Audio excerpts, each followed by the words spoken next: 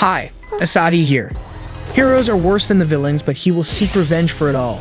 If you dig my recaps, don't forget to subscribe and smash that notification bell. The anime starts with a floating fortress that appeared out of nowhere 10,000 meters above the ground, sparking an endless war between humans and monsters.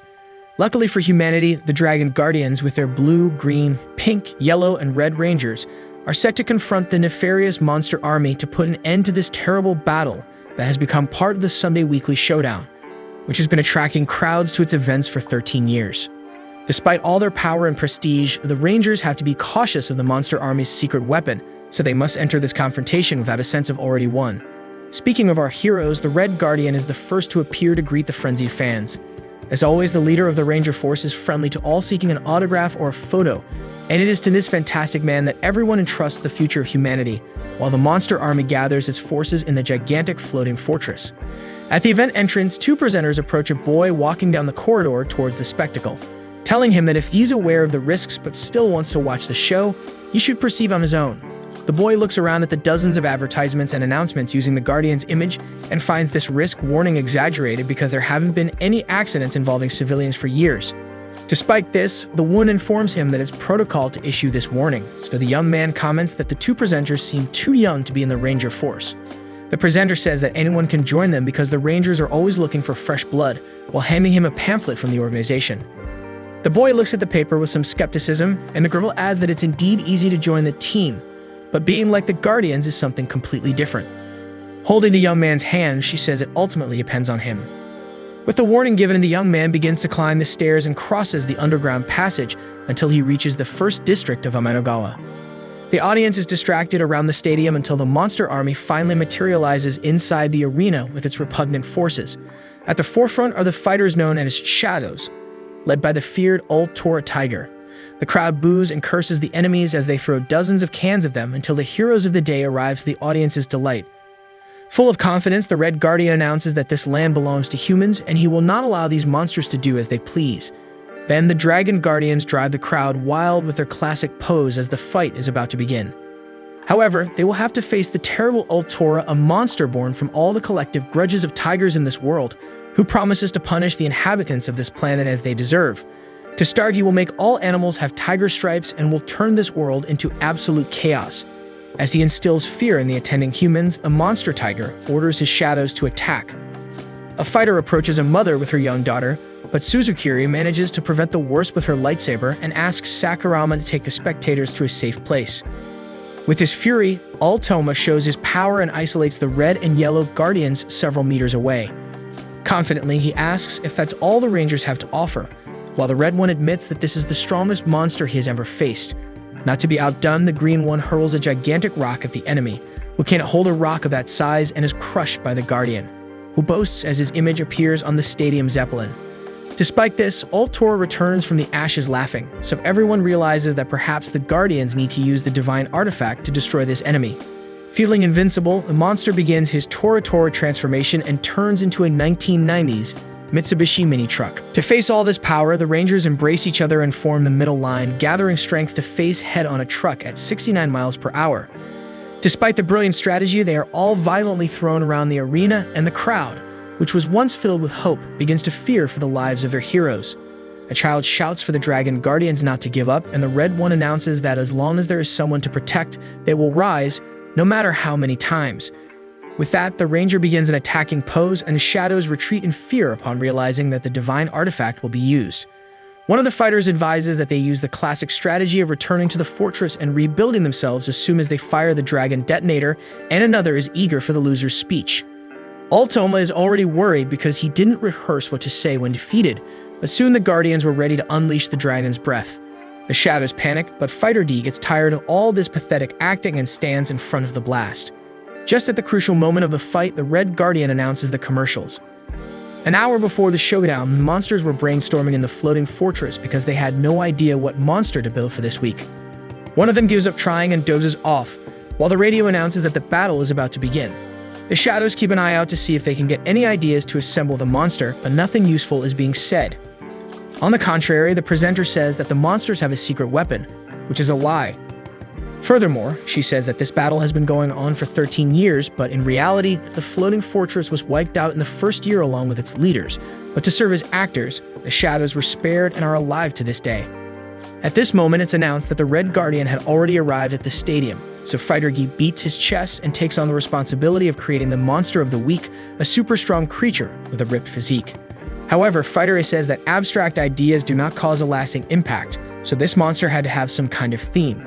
With this disagreement, the shadows begin to despair because they're running out of time, so Fighter L asks the guys to calm down and draws a cute kitten to face the Rangers, convinced that the audience would love it. However, Fighter A loses his cool and shouts that the monster has to make the children cry in fear to generate a commotion when it is defeated. The artist thinks about creating a lion until Fighter D finally joins the conversation and advises that a tiger be created because, as he heard, tigers and dragons are culturally understood as rivals, and that would be the perfect symbolism to confront the Dragon Guardians. In response, a colleague promises to pull Fighter D's sheet off at bedtime because he is already covered in reason and hopes that the audience will buy into this idea of mortal rivalry, even if they lose every week. Despite this, Fighter D is tired of all this combined defeat story and tries to rally his companions to seek victory this time, otherwise, they will never be able to complete their mission. Looking at each other, the other shadows wonder what mission this could be, and then D reveals that it is to dominate the world because even after the leaders' deaths, the goal remains the same. However, despite the fiery speech, his crime partners laugh at all this foolish motivation, emphasizing how it could only be his thing, until the fighter rebels against his colleagues and goes after them. After seeing his colleague beaten up, Fighter F asks D to calm down a bit or he'll end up dying with this madness. However, D is still outraged by all this conformism of the shadows in the face of so much weekly humiliation, even though F believes they lost the moment their leaders were defeated. Now they are only instruments of the Guardians, and they cannot let the public discover that it's all just a show because that's the condition of the truce. Indignant, D pretends to accept, while the others mobilize to build the tiger with a copy of the animal encyclopedia that the Rangers gave them. Fighter Z offers to be the tiger, then visualizes the encyclopedia for inspiration and begins the long transformation into the fake boss. Despite looking like a bodybuilder hyena run over by a tractor, the fighters accept because it's last minute. D comments to F that he would do much better than Z, but he's not on duty today. Moreover, he wouldn't offer to be the boss just to be ridiculously defeated in the end. Then looking at a huge crystal spinning through the air, F recounts that during the last Sunday confrontation, he saw a small surface dweller in front of him, and instead of humiliating the shadow as anyone would do with an enemy, the kid told F to do his best. Upon hearing that, as nonsensical as it sounded, F didn't feel so bad. That day, he realized he doesn't mind losing because his role is to entertain the audience, even if they don't know it's all staged. With this conformist speech, he gets even more irritated, and all this revolt leads to his attitude standing in front of the Ranger's shot. After the explosion, the announcer enthusiastically announces that the world has been saved by the Dragon Guardians once again. From within the smoke, he asserts that the shadows are indeed immortal, but they still feel pain, and they are not mere puppets to act as a farce in this Ranger show. It's the same thing every week, so Guy would love to bring a different element to this repeated spectacle. Seeing the remaining shadow, the Yellow Guardian comments that it wasn't agreed upon, while the green one emphasizes how stupid this fighter is for staying there. The pink one tells the shadow to return to the fortress while there's still time, but D is determined to end these fake games. Inside his head, he's conjuring up a powerful and swift attack, but in reality, he's running towards the enemies like a drunken elderly person. In the face of this, the red one steps forward and uses his charm to say that this fighter seems like a formidable opponent because of his audacity. At that moment, D sees the child that F mentioned earlier, and she was encouraging the monster to move forward and do his best. Despite this, the rest of the crowd maintains their usual disdain for the shadows, so he promises to wipe that smile off everyone's faces. However, Guy's brought back to reality the next instant when the Red Ranger says that this is not the stage where this bunch of monsters can shine, and that they should be content with this loser position. Then he cuts the fighter in half, and the other Guardians disintegrate him with a cannon. Inside the floating fortress, F counts 999 defeats in 999 battles and notices that D hasn't returned yet. A colleague comments that it's normal for someone to run away from time to time because they can't bear this reality. Meanwhile, he materializes again in another part of the city, this time resigned that the poor shadows are not even capable of being villains, but that doesn't make him give up on ending the enslavement of his peers. During his speech, human skin envelops his body until he takes the form of a boy, and this boy goes to Suzukiri, claiming he wants to see the battlefield from a higher place. The girl agrees that the stadium is a great view and asks what the boy thought of last Sunday's fight. He replies that it was incredible to meet the Guardians up close and that one day he wants to be like them. Therefore, he considers taking the recruitment test, and while Suzukuri comments that he seems excited, he looks up at the sky and promises to exterminate his enemies. Soon it's explained on the radio that the wave of applause sparked a wave of power within the shadows, so the Dragon Guardians are more necessary than ever to keep the Earth safe. The shadows, which in turn have a much deeper history than one might imagine. Going back in history, humanity's struggle against the monsters began when the floating fortress appeared, and with their immortal bodies, the monsters attacked mercilessly, yet the humans never lost. 1 year after the start of this bloody war, the divine artifact was created, and with it, the monsters could finally be destroyed, confirming human hegemony in this conflict. Back to the present, the selection of new rangers continues at full steam, and the Red Guardian tries to motivate the candidates to finish the 10 laps remaining around the gym. Amidst this, D continues to maintain his disguise while questioning what happened to that taller guy's hair. Looking around, D knows that none of these candidates have any idea that it's all just a performance, but that's not his problem after all. His focus is on going after the 5 rangers who were present when their masters were decimated that day. After the test, Fighter D goes to the Dragon Guardians' headquarters and asks the receptionist if they are present, but she says they are not. As he was about to ask why, Sakurama approaches from behind the fighter and says he's excited to see that the guy came to take the test, so he's proud to have invited the new colleague. Soon Suzukuri also appears, saying that Sakurama got excited about the new friend's presence, but that doesn't guarantee the guy will pass the tests. However, Sakurama gives D an extra incentive by rubbing his face against his in an inconvenient cuddle, causing cracks in the fighter's fragile and poorly made body and threatening to reveal his disguise. Watching this scene carefully, Suzukuri gives the impression that she noticed something strange, but she just invites the newly formed human to have lunch with them. And with that, D thinks the surface dwellers are too naive. Meanwhile, in the floating fortress, the fighters who stayed firm in the staging scheme face off in a classic tic-tac-toe game, until the Red and Blue Guardians arrive in search of the rebellious fighter. The Red one tries to reassure the servants, saying that everyone is truce partners, but the Blue one takes on a more intimidating role, saying the matter is serious because of the betrayal of one of the monsters. The Ranger thinks everyone might be involved, but one of them explains that Fighter D decided to act alone. Thus, the Blue one orders the rebel to appear, but they explain that D never returned from the last fight. Still, the human thinks the others might be covering up for the dissident, so he plans to make the fighter in front pay for it. But the Red one asserts that everyone present shares the same resentment for the betrayal of Fighter D, who is solely responsible for all this. When the Blue one understands, the Red one adds that the Rangers and the monsters have been partners for over a decade, so they have taken security measures to prevent such cases from recurring. From now on, Eren Hakiru, from the 3rd junior rank of the Blue Squadron, and Shintaruri, senior of the same squadron, will be on watch inside the floating fortress. All the monsters are shaken and fearful of the decision, but Fighter C decides to rebel against the tyrants because the fortress is theirs and they also deserve privacy. With that, the Blue Ranger destroys his head, which soon regenerates, but the Guardian warns that next time he won't allow the monster to recover. Thus, Fighter A bows to avoid further problems and surrenders on behalf of the other monsters. In view of this, the Red Ranger reminds the subordinates that the weak must listen to the strong and not retaliate. In this way, they have just taken a new step towards world peace, and all those who oppose it will suffer the consequences, paying with their lives just as their masters did on that fateful day. Observing from afar, Fighter F decides he can't act as foolishly as his friend D and intends to live in dishonor to avoid being killed, but wonders if that's really all he can do in the face of such tyranny. In this interval, Fighter D understood that it was necessary to eat with the fork in the left hand and the knife in the right hand, while Suzukuri explains that the Dragon Guardians usually don't stay in the HQ, but in their respective quarters scattered around the city of Amanagawa, because according to Sakurama, the duties of a ranger are not limited to monster extermination but also include cleaning activities and conflict resolution with the police, for example, and for these and other reasons, the population loves the Rangers so much. Amidst all this acclaim, Guy comments that people will hate to know that the fights have always been just a little theater, but soon regrets letting that slip in front of the Rangers. However, Suzukuri thinks it's about a video they recently released on the internet challenging the truth of the battles, so Guy takes on that narrative to cover up his blunder. Still, this way he discovers that the two have no idea about the reality. At this moment, the mother and the boy who were saved in the last event thank the Rangers for their act of bravery, while the waiter serves a dessert on the house. Faced with all this recognition, Sakurama comments, looking at D, that not everyone understands the importance of this organization, but that he is proud to be part of the Ranger Force. He imagines he must indeed love it because getting good food for free with everyone fawning over you all day shouldn't be that difficult. Then the Rangers decide to leave to start the afternoon tasks at the Red headquarters, and D engraves that name in his head. Later, he calls the kid to see the photo the boy took with everyone, looking closely at Sakurama's face. While remembering the Red Ranger's words about the monsters being failures, he transforms into the red-haired boy, scaring the child but convincing the waiter, who believes Sakurama is in person.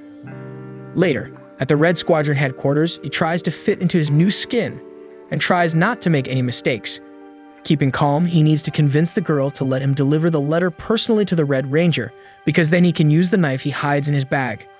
After managing to get his hands on the letter, the fake Sakurama waits for Suzukiri to identify herself as a member of the Yellow Squadron to gain entry permission.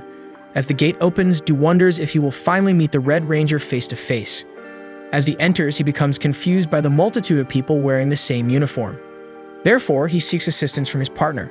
However, a member of the Red Squadron questions who the colorless brat is inside, emphasizing the fact that Sakurama is an independent ranger. D explains that he has matters to discuss with the Red Guardian, and the man claims to be him. Then D prepares to draw his knife, but Suzukiri ruins the moment by revealing that the place is actually Tokida's, veteran of the 3rd Squadron. Tokida responds that this doesn't change the fact that one day he will assume that position, and soon comments that Hibiki Sakurama seems very strange today.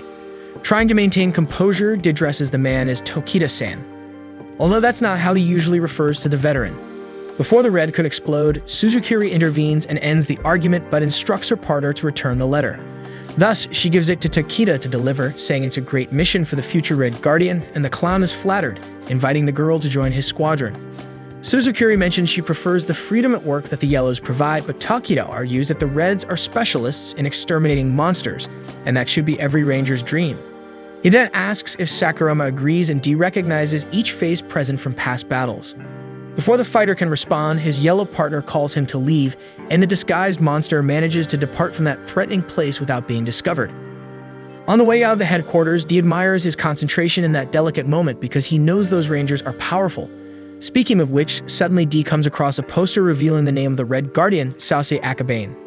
Furthermore, the Guardian himself appears before him and stops in the corridor upon hearing his name mentioned. He can't believe such an important man would just stroll around seeing an opportunity for revenge, but once again, his companion pulls him away, thinking the boy's strange behavior is excessive idolatry. Before leaving, D compliments Akabane on his latest victory, but warns that one never knows the despicable tricks monsters can use. Having said that, the Guardian praises the new generation of recruits and leaves. Shortly after, Suzukiri comments to Sakurama that she felt uneasy when he spoke with the Guardian. As the boy ignores her, she gets straight to the point and asks for the knife he has in his bag. With no way out, he tries to justify having the knife, but Suzukiri cuts him off before anything and reveals her true identity. He panics, but curiously, the Ranger claims to have tried to cover for the monster all day, despite his slip-ups at the Red headquarters, especially the terrible idea of advancing against the Guardian within his headquarters. D asks who this woman is, and she claims to be his enemy. With that, the fighter tries to react, but she destroys the monster with each attempt of his. After several defeats, he asks them to sit down and talk. Suzukiri then offers a joint job because she also wants to exterminate all the Rangers. At that moment, the real Sakurama arrives, warning about a monster nearby, and D, having returned to his human form in time, is surprised that the Rangers have such a problem today when it's not Sunday. Upon receiving the information, Suzukiri returns back to the monster, but it has already disappeared. Soon, Fighter F decides to rebel against the system, but facing the Red Squadron, he remembers he has no idea how to react to that alone. He fights for space in the crowd until he finds his friend running from the Rangers, until Tokida hits the fugitive's head and asks the small fish to stop regenerating uselessly. Having said that, F promises to return to his rightful place since he didn't find who he was looking for. However, Sase Akabane never said at any moment that the monster could leave unpunished and plans to make an example of the fugitive with the other monsters. Using his power of transformation, the Red Guardian assumes his combat armor and draws the divine artifact, lamenting that the monster didn't want to hear what he just said in the floating fortress. Thus, the Guardian promises to bring true and definitive death to that immortal being, then invokes the Red Dragon Salamander for the artifact. Before being killed, the fighter already imagined this would happen. After all, he's just a humble monster. At least now he understands why D rebelled, because even with the applause of the crowd, at the end of the day, fighters continue to be enslaved scum.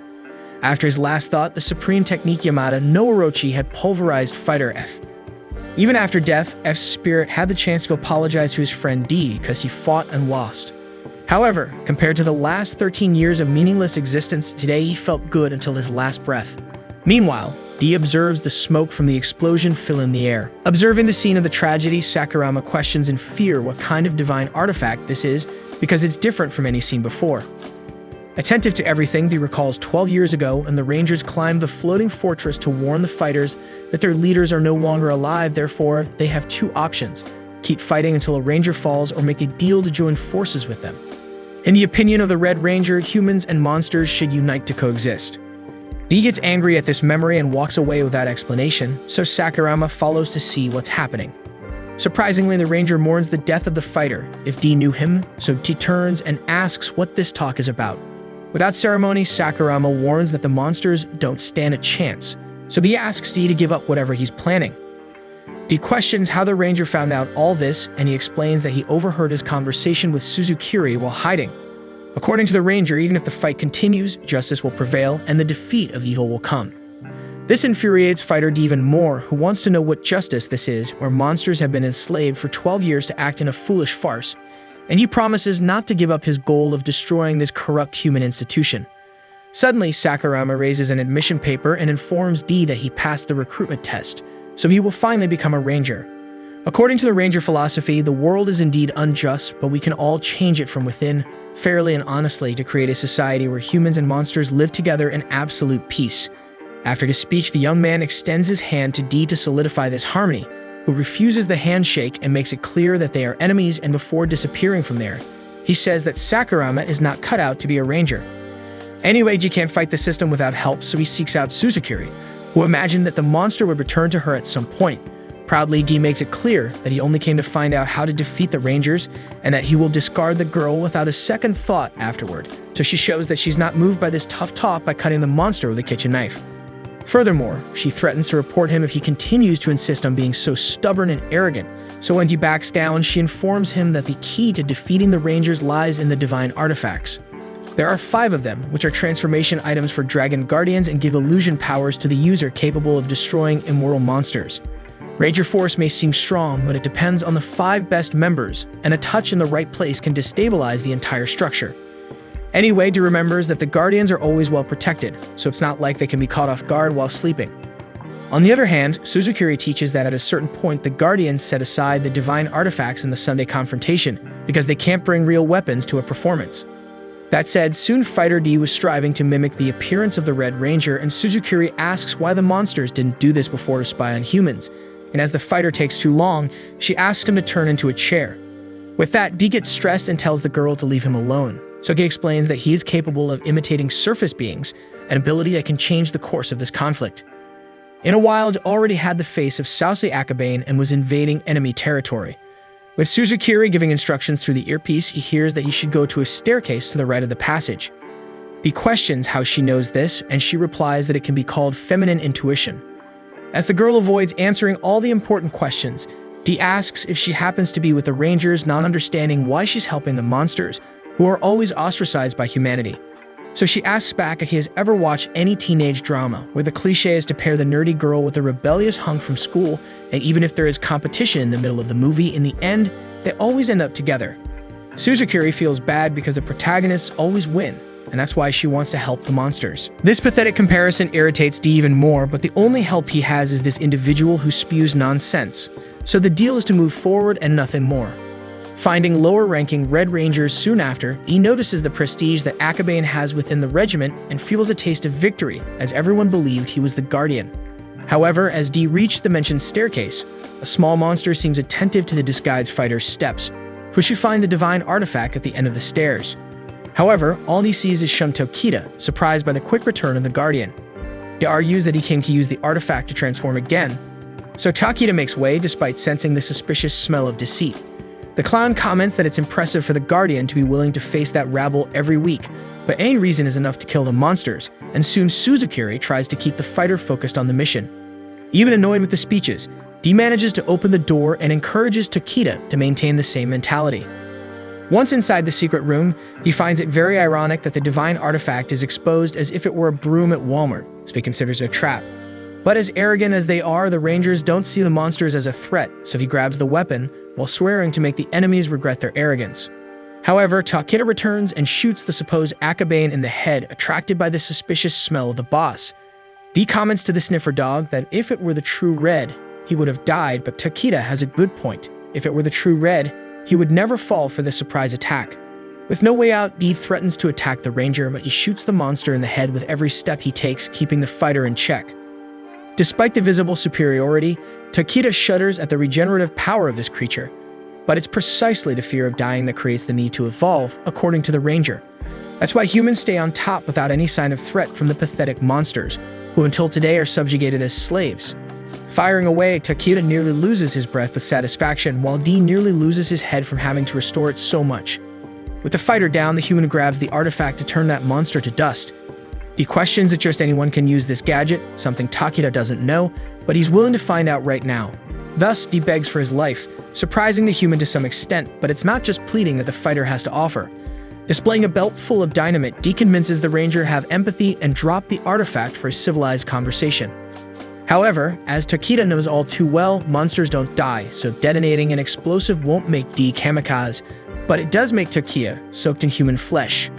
Finally, he lights a match near the fuse to make the ranger feel the fear of death he so loves, and when Takeda tries to fight for his life, the fighter hits a golf club into the clown's processor, bleeding like any man until taking a second blow. Continuing his journey through the air ducts, Suzukiri praises the fighter's unknown strength every second as if he were a child after finishing everything on his plate, and D is already fed up with this woman's arrogant attitude. At least he reaches the rooftop with the divine artifact as planned, but something that was out of the plans was the presence of the Red Guardian. So he asks him to stay out of the way because there are monsters in the arena for him to defeat. However, Akabane prefers to deal with the monster in front of him now, but not before the fighter D resists with the weapons he has.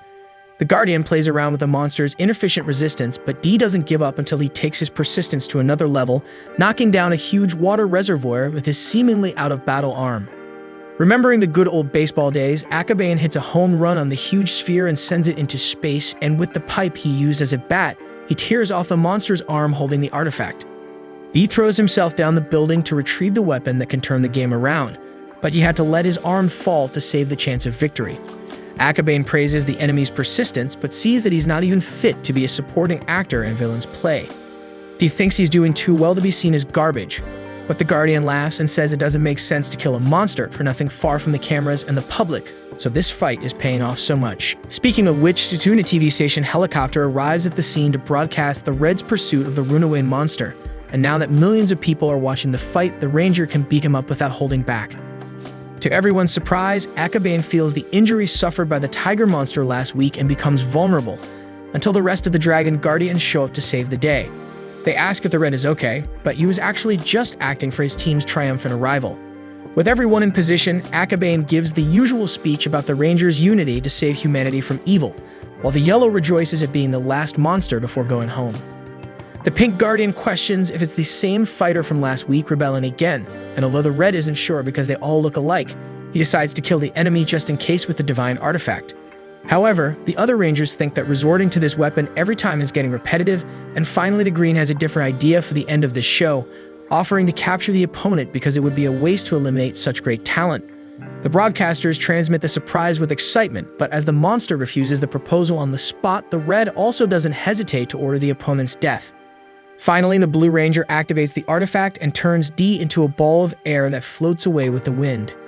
As he flies through the air, D remembers his comrade F bowing to the Rangers and therefore shouts that Akabane will at least remember him, but the Guardian replies that he won't and bursts the balloon with a snap of his fingers while striking his victory pose alongside the rest of the Dragon Guardians. With the end of the fight, the leader of the Guardians goes to retrieve the artifact while reflecting that he really needs to vary a bit in the endings of the shows. Suddenly, as he was about to retrieve his deadly weapon, Akabane discovers that it was actually the monster's arm disguised. Meanwhile, with the divine artifact in hand, Suzukiri laments the death of the brave D, but promises that none of this will be in vain because now there are only 4 artifacts left for the end of the Ranger farce. After this whole event at the Ranger Force headquarters, the Guardians gather in the sacred banquet hall, each with their junior representatives. Himura from Red, Aizone from Blue, Hizui from Green, and Nadeshiko from Pink. The Pink Guardian wonders when the last sacred banquet took place, mentioning not only the presence of the first-tier veterans, but also the rookies. Consequently, they all plan a member change. Suddenly, the last participant, the yellow rookie, Yumeko Suzukiri, enters the room. Blue reproaches Yellow for not teaching his partner to apologize when she's late, so Suzukiri retorts that Blue behaves like a teenager in puberty because of his present companion. Blue gets angry and stands up to demand a different attitude from the woman, but Azum headbutts the boss and reproaches his rude treatment of others. The boss now turns against his junior until the Ranger Force mascot, Draggy, shows up questioning why everyone is fighting against their own friends, but Blue isn't interested in this chat right now. Finally, Sase Akabane, the Red Guardian, asserts authority and orders the chaos to stop. Then he asks Suzukiri what the procedure is when they do something wrong. Seething with anger inside, the yellow rookie apologizes for being late, and then the leader initiates the proceedings by revealing that he messed up. The other Guardians exchange puzzled looks, so Akabane explains that his divine artifact was stolen. Himura, his junior, questions if it's really true, so the boss reveals that the fighter he killed this morning must have taken it. Green mentions that he even forgot fighters could betray the Rangers after 13 years of working together. Members wonder where the fighter could have hidden it, while Suzukiri considers that maybe he gave it to someone. Anyway, Red promises to bring down the hammer of justice on the offender once they start working with the fighters again, but his rookie questions the veteran's position after such a stupid and serious mistake. The Pink Guardian tries to intervene, but Hinamura maintains his offensive stance, stating that the artifacts are the Ranger's pillar, so Akabane should resign in the face of such an absurd failure. Just observing, Suzukiri finds it amusing how much of a fool that rookie is, especially since he was the one who leaked information about the divine artifact. To everyone's surprise, Akabane agrees with his junior about resigning, stating that due to Himura's sense of justice and effort, he should inherit this position. Proud of himself, Himura declares himself ready to take on this responsibility, promising to bring justice with all his might. With that said, Akabane presses the boy against the wall by the neck, asking what kind of strength that is, and before Red delivers the final blow to the rookie, Green tries unsuccessfully to stop him. Soon, Akabane invites everyone to return to eating once the problem is solved. Meanwhile, Blue reveals to Izome that something is bothering him. Then scenes of D's death resurface, where Sakurama bet on the explosion that the fighter suffered to act. Analyzing the case with Hakiru, Blue believes that in the worst-case scenario, the fighter survived and took the artifact. If that's the case, two things could have happened. Either he was drawn back to the floating fortress, or the wind carried the monster elsewhere. Therefore, Blue will start by searching the fortress while Hakiru calculates the wind direction and tracks the fugitive. Meanwhile, D tries to recover after being violently exploded. Even after being saved by Suzukiri's explosives, the divine artifact shows its power by preventing the fighter's belly from regenerating. Nevertheless, even in the face of difficulties, at no point does he consider giving up his plan to conquer the world for his race. Seeing D crawling through the forest, Sakurama carries him to a safe place and claims to be willing to help his cause. He doesn't believe him and tries to punch the ranger, but the injury to his stomach prevents the monster from any effective reaction. Then Sakurama shows a first aid kit, but as the instruction manual involves decapitation in the process, he shouts that he's not desperate enough to accept help from a ranger. With that said, he tries to handle it himself by transferring part of his arm to close his belly, and after being scolded for looking at the most delicate parts of the monster's body, the human is fascinated by the surreal capability of his, while he demonstrates that his talent goes far beyond that by mimicking a cat on his own arm. Vane, the fighter, tells the boy to make a request, so Sakurama asks him to mimic his face, and then asks for a replica of a fighter mask to pretend to be one.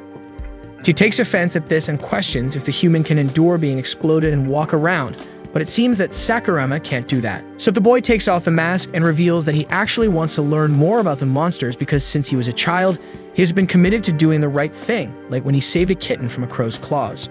However, his father taught him at that time that crows also need to eat, and their lives are precious too. It was this sense of justice that Hibiki Sakurama always admired in his parents and sought to replicate as he grew older. 13 years ago, when the floating fortress appeared in the skies of Amanagawa, Hibiki asks his father if they will die, but his parents respond that everything is a gift from God, and these aliens may have come to correct the humanity's habits that consume the earth out of greed, but those who live a just life should not fear. On that evening, Sakurama would watch his older sister's night training because his mission is to protect those who are precious to him, no matter the strength of the enemy. The sister emphasizes that this is the phrase of the Red Guardian, and that their parents don't let them watch the event because it's violent. In light of this, she is surprised by the little rebellion of the boy because he usually believes everything his father says. And indeed, even with their contradictions, Sakurama never stopped believing that his parents were right about everything. One day, when the boy was watching the Guardians, his father turns off the TV thinking they are a bunch of savages who provoked this war against the monsters with their weapons and hostility. As he didn't doubt the morality of his parents, little Hibiki accepted what they said without questioning. So one day, God descended to his parents' church, and in their belief, that was the sign that their prayers had finally been answered and salvation was on its way. Despite this, his sister tried to prevent the kid from entering the worship hall during the assembly, and shortly thereafter, an explosion sent the whole room flying.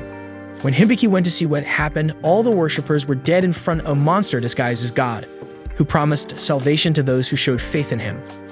At that moment, the monster caused another explosion in the room, and little Hibiki managed to escape death once again, but his sister ended up trapped under the rubble.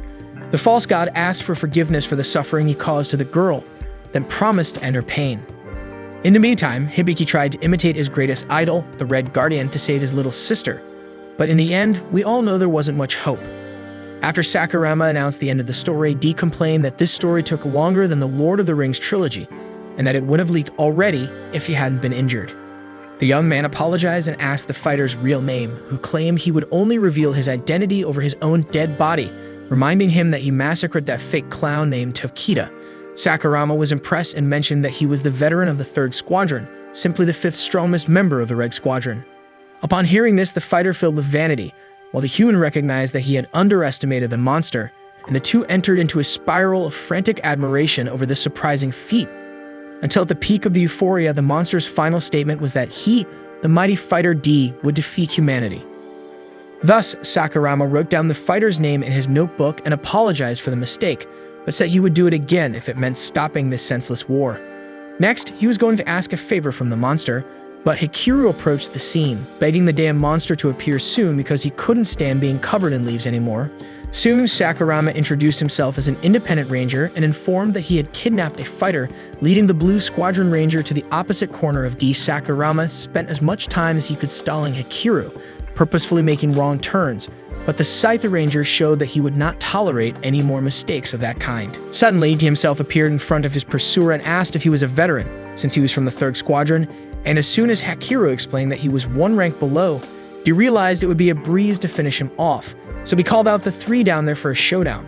Hikiru questioned who these 3 were, so he pointed to the back and attacked by surprise when the ranger turned to look. With the blow he received, the ranger was hurt for being deceived and started crying, mentioning that Tokita was killed because of such a dirty trick. Therefore, he activated his replica of the divine artifact, the Blue Dragon Leviathan, and when he realized that these replicas could also kill a monster, he fled from there without looking back. Hikiru threw the artifact's projectiles while he tried to escape even wounded, raging against Suzukiri for not telling about this weapon in the hands of the rookies.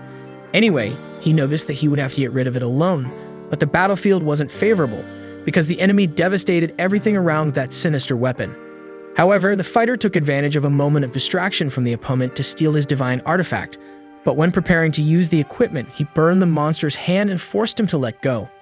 Hikiru explained that he borrowed this power from the Blue One, and that the power of this bond is what makes him fight so well. Always able to count on the veterans and rookies of his squadron, Hikiru affirmed that unity is strength, while melting along with his scythe.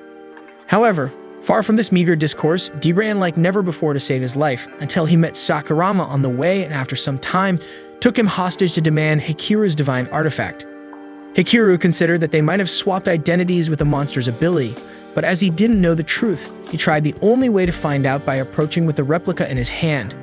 Sakurama warned that he had asked for help from HQ, so they just had to hold on a little until help arrived, and Hikiru knew it wouldn't sit well to sacrifice a ranger to take down a monster, so he hesitated while his entire body melted. Soon he decided to leave the artifact behind, so Deed approached slowly until he threw Sakurama aside and tried to grab the weapon, but the Blue Squadron Ranger prevented it with his melted and boiling body mass, only to then run towards his replica.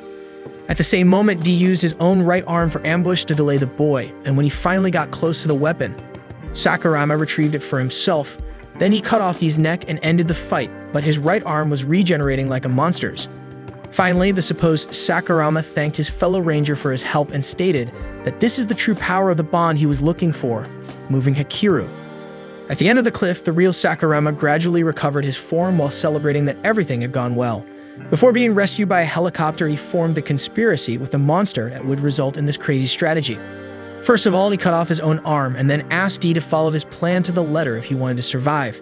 So the fighter stated that he would destroy the Ranger Force first, while Sakurama replied that he would fix the Ranger Force before that. Meanwhile, Nadeshiko informs Suzukuri that the pink and green squads are going to badmouth the Red Guardian and then throw a party.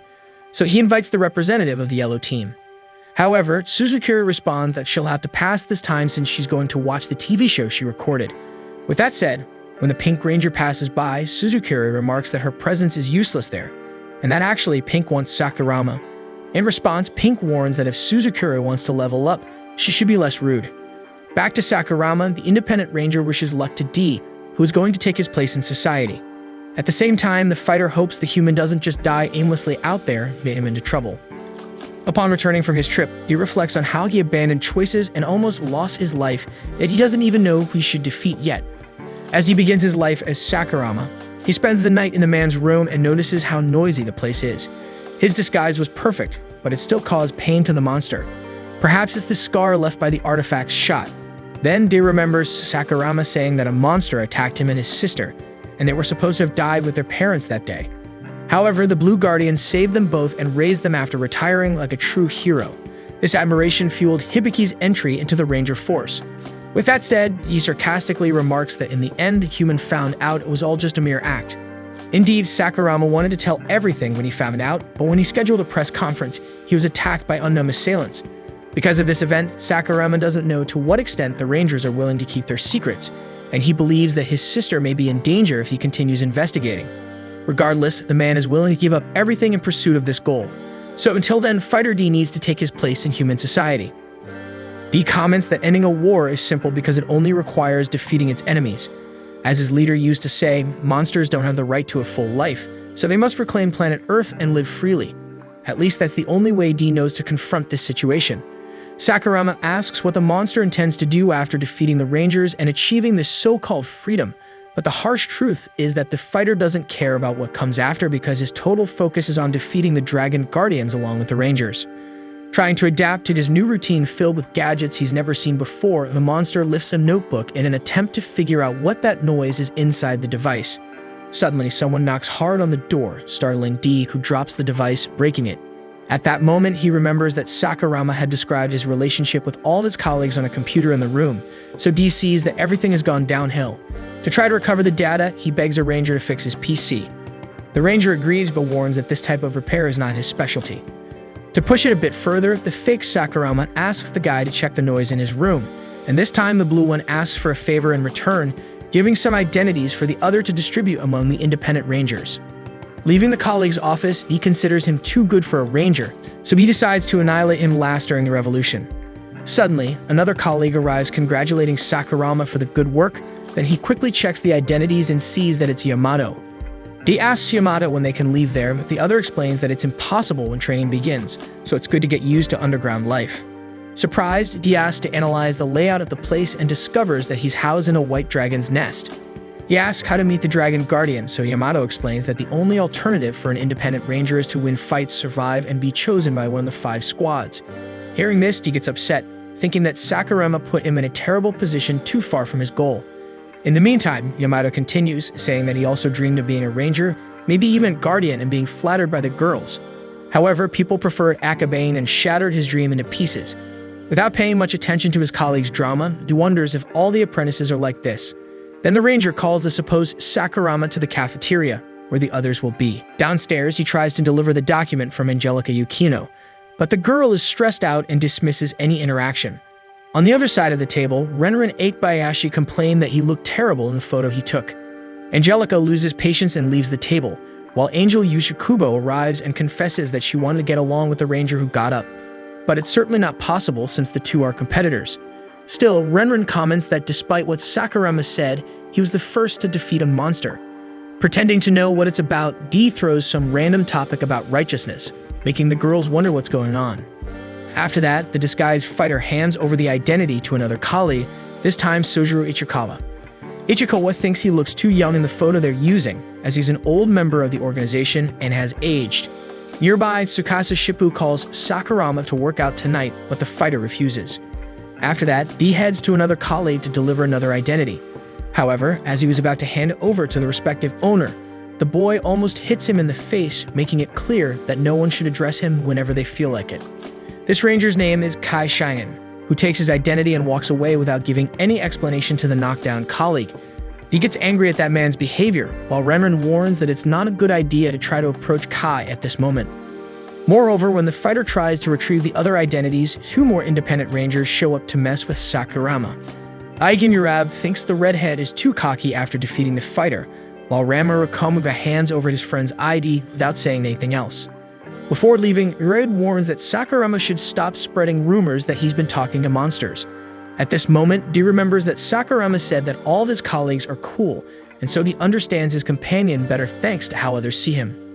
Anyway, the monster's target is the Dragon Guardian, so he can't waste time with Small Fry, and he heads out to continue his mission. However, another colleague interrupts him, sporting the same deep green eyes as Sakurama and using a wheelchair. Connecting the dots, D realizes she's Ranger's sister, Cesara Sakurama. Unsure how to act, the monster invents an excuse and bolts from there. After reaching his room, D grumbles that idiot Hibiki didn't mention his sister was also a ranger. In the meantime, someone knocks forcefully on the closet door, so the fighter goes to open it, annoyed only to find someone inside, startling him, causing him to run again. However, a sinister woman grabs the monster and recognizes him as Hibiki. He recognizes from the girl's arm that she's a fighter, and she asks Hibiki to set her free because she's tired of pretending to be a surface dweller. Suddenly, Cesara knocks on the room door and D jumps to cover the woman's mouth, making up to his sister that he's cleaning the room. The fighter is surprised by the ranger's hostile attitude, so D is confused about the woman's relationship with Sakurama. Therefore, he reveals he's a fighter, just like her. Then the girl apologizes for her behavior and reveals she's been trying to escape from this place for a long time. Meanwhile, Cesara keeps insisting on entering. The prisoner emphasizes that they have the numerical advantage, but D can endanger the ranger's sister, so he asks his new companion to hide and wait for his signal. Then he opens the door for Cesara, who asks her brother if he's ready for the final test, since it's against humble fighters who should be much trouble. At that moment, another noise occurs in the closet, so he tries to divert Cesara's attention to the apples she's carrying, convincing her to borrow a knife to eat. With the ranger's departure, the fighter grows impatient at not hearing her partner's signal, so he tries to manage both women at the same time without messing everything up. Cesara returns with a knife and accidentally throws it into the closet where the fighter is hiding while trying to cut an apple. D retrieves the stuck utensil and apologizes to his partner, who asks if this is an ambush. With that done, Cesara finally says what she came to say and asks her brother to give up being a ranger because it's not the right place for a pacifist like him. Before responding, D hears more and more knocks on the closet, perhaps because the fighter thought this conversation was the signal. Luckily for the monster, the girl's phone rings and she goes to answer it outside, while the fighter breaks the closet door and comes out wanting to deal with the situation with the ranger. Once again, D asks for calm because he has just arrived and doesn't know how things work around there. The woman freaks out upon hearing that the monster has recently arrived, which means he's a remnant, and she attacks him because she hates the fighters who chose to be enslaved 13 years ago, instead of those who fought to the end against the Dragon Guardians, from which only the fighter emerged alive in the end. Inside, D reflects that he actually went through horrible things in the floating fortress, but he has no intention of convincing the woman of that. Therefore, he stands up and pretends to agree with her strategy to attack the Rangers, as long as the Dark One regains her human face. Taking advantage of her delay in remaking her face, D looks for something in the back and finds a box that will serve his purpose. So when the fighter finishes her transformation, he cuts off her head and puts it in the box just as Cesara returns to the room. Luckily, the Dark One manages to hide the body in the closet in time, explaining that the door is jammed because he put too much junk in there. With that done, the two resume their conversation and the girl invites her brother to live with her again, as it's dangerous to stay with the Rangers. With the fighter's head between his arms, D explains that he came there to fight, so Cesara pulls out the knife and reminds him that the Ranger force isn't as fair as Hibiki imagines because if he wants a just world, the young man must choose a different path than she chose for herself. Still, the fake Hibiki puts his wrist on the knife blade and assures her that he won't run away anymore and he won't turn a blind eye to what the Rangers do. The sister reminds him that staying means having to face her at some point. Later, Nadeshiko asks her master how the reunion with her younger brother went, as boys that age grow so much in so little time. However, something catches the attention of Junior Rosa, causing him to stop the car. Back to D, he promises the fighter that he will win this war and regain the dignity of the Dark Ones, but the woman is not willing to forgive the man for what he did. By the way, she wants to know if Hibiki is alive, and D replies that that guy doesn't die easily. Soon we see that Nadeshiko had stopped to help a woman surrounded by men. The Pink Guardian appears on the scene and initially startles them, but one of the men says that Pink is just a pretty face for the Guardians and convinces his friends to fight her. That immediately Pink captures all the men at the playground, while reflecting that Hibiki really has grown a lot. In a conflict situation, Sakurama dashes across the battlefield and spots a woman with her daughter. He quickly alerts his companion that they must ensure the safety of the civilians. However, the Rangers had already anticipated this and killed most of the monsters in the area because, according to them, it's quicker to complete the mission by exterminating them all at once. Sakurama can't contain his discontent at the scene, secretly admitting to himself that he can't wait for the day he gets the opportunity to take on the Guardians. Suddenly, a fighter lunges at Sakurama, but before he can retaliate, Kai Cheyenne intervenes, executing a surprise shadow move, causing him and Sakurama to cross swords. With that done, the Overseer concludes the training for the final exam, and tomorrow will be the real deal. L confronts Kai, who got in his way, accusing him of trying to steal someone else's credit. Kai retorts that he doesn't need that since he leads by a long shot and kills. Returning to his dormitory, all the Shadow wanted was to get revenge on that Ranger. Bringing up the subject, he asks XX if she had any news about Sakurama's exam. The girl demands that her real name not be easily disclosed, while L insists that their success in defeating the Rangers necessarily depends on passing this test. He reflects alone that these guys are inconsistent in terms of strength. In his mind, the Rangers who deserve more attention are Ichikawa, Yukino, Eikbayashi, and Yurei, while the rest aren't much. As for Kai Cheyenne, L vows not to lose to him. Exa comments that the fighter might get along well with these people, but that doesn't change the fact that they're monsters. Nevertheless, L knows this all too well because during his long 10 years of humiliation, the surface dwellers made sure to remind him that the fighter is scum, and for that reason, all these humans are his enemies. The next day, the final exam begins, with the Overseer dividing everyone into 5 types based on their training up to yesterday. The first will be the combat specialists, Team Pink. Team Green will be the stealthy ones attacking enemies from the shadows. The brains of the Rangers will be in Team Yellow, while management specialists with an overview will form Team Blue. Finally, Team Red will be formed by monster extermination specialists focused on attack. L glances sideways at the other member of his team and presumes it will be a one-on-one to decide who passes. However, the Overseer announces that the groups will have to defeat 5 monsters, portrayed by active Rangers, each holding one of 5 differently colored keys. Those who grab a key and escape the field may be considered by their respective squads. Facing this, Kai and L realize, unfortunately, teamwork is the way to go. Finally, the Overseer announces that candidates have 3 days, using one of the Sunday confrontations as a reference, and they are all restricted to 30 minutes per day. At the end of the time, bells will ring to signal the end of the battle. With that said, the Blue Ranger announces the start of the test. Right at the beginning of the exam, Kai and L give different instructions on the first step, and L insists they should first hide to attack calmly. However, Kai doesn't think a Ranger should hide from a monster, so he prefers to confront them head-on. The big issue is that L can't suffer a single attack, otherwise his true identity will be revealed, so he wants to avoid direct confrontations. Unlike him, Kai Cheyenne claims he joined the Ranger force to exterminate monsters, not to chat like Sakurama. Impatiently, L accepts his companion's suggestion, but Kai tells L to wake him up when he finds the monster. L reminds him they need to move in pairs, but Kai couldn't care less. In fact, he doesn't care about the exam at all. He's only eyeing what's beyond this test. L mocks and comments that Kai wants to be one of those flattered in the Sunday confrontations until he breaks a sweat, noticing the sudden arrival of Suzukiri. She regrets not finding the yellow team, but nonetheless warns that it's a fierce monster that attacks anyone it sees. At this point, the teams realize that the actors portraying the monsters are first-tier Rangers. L turns his back on Suzukiri because he needs to find the monster related to his team when in front of him appears Shun Tokita himself, still alive and completely patched up. Suzukiri remarks that 2 against 2 seems unfair for the independents, but Kai goes after the Yellow Ranger anyway.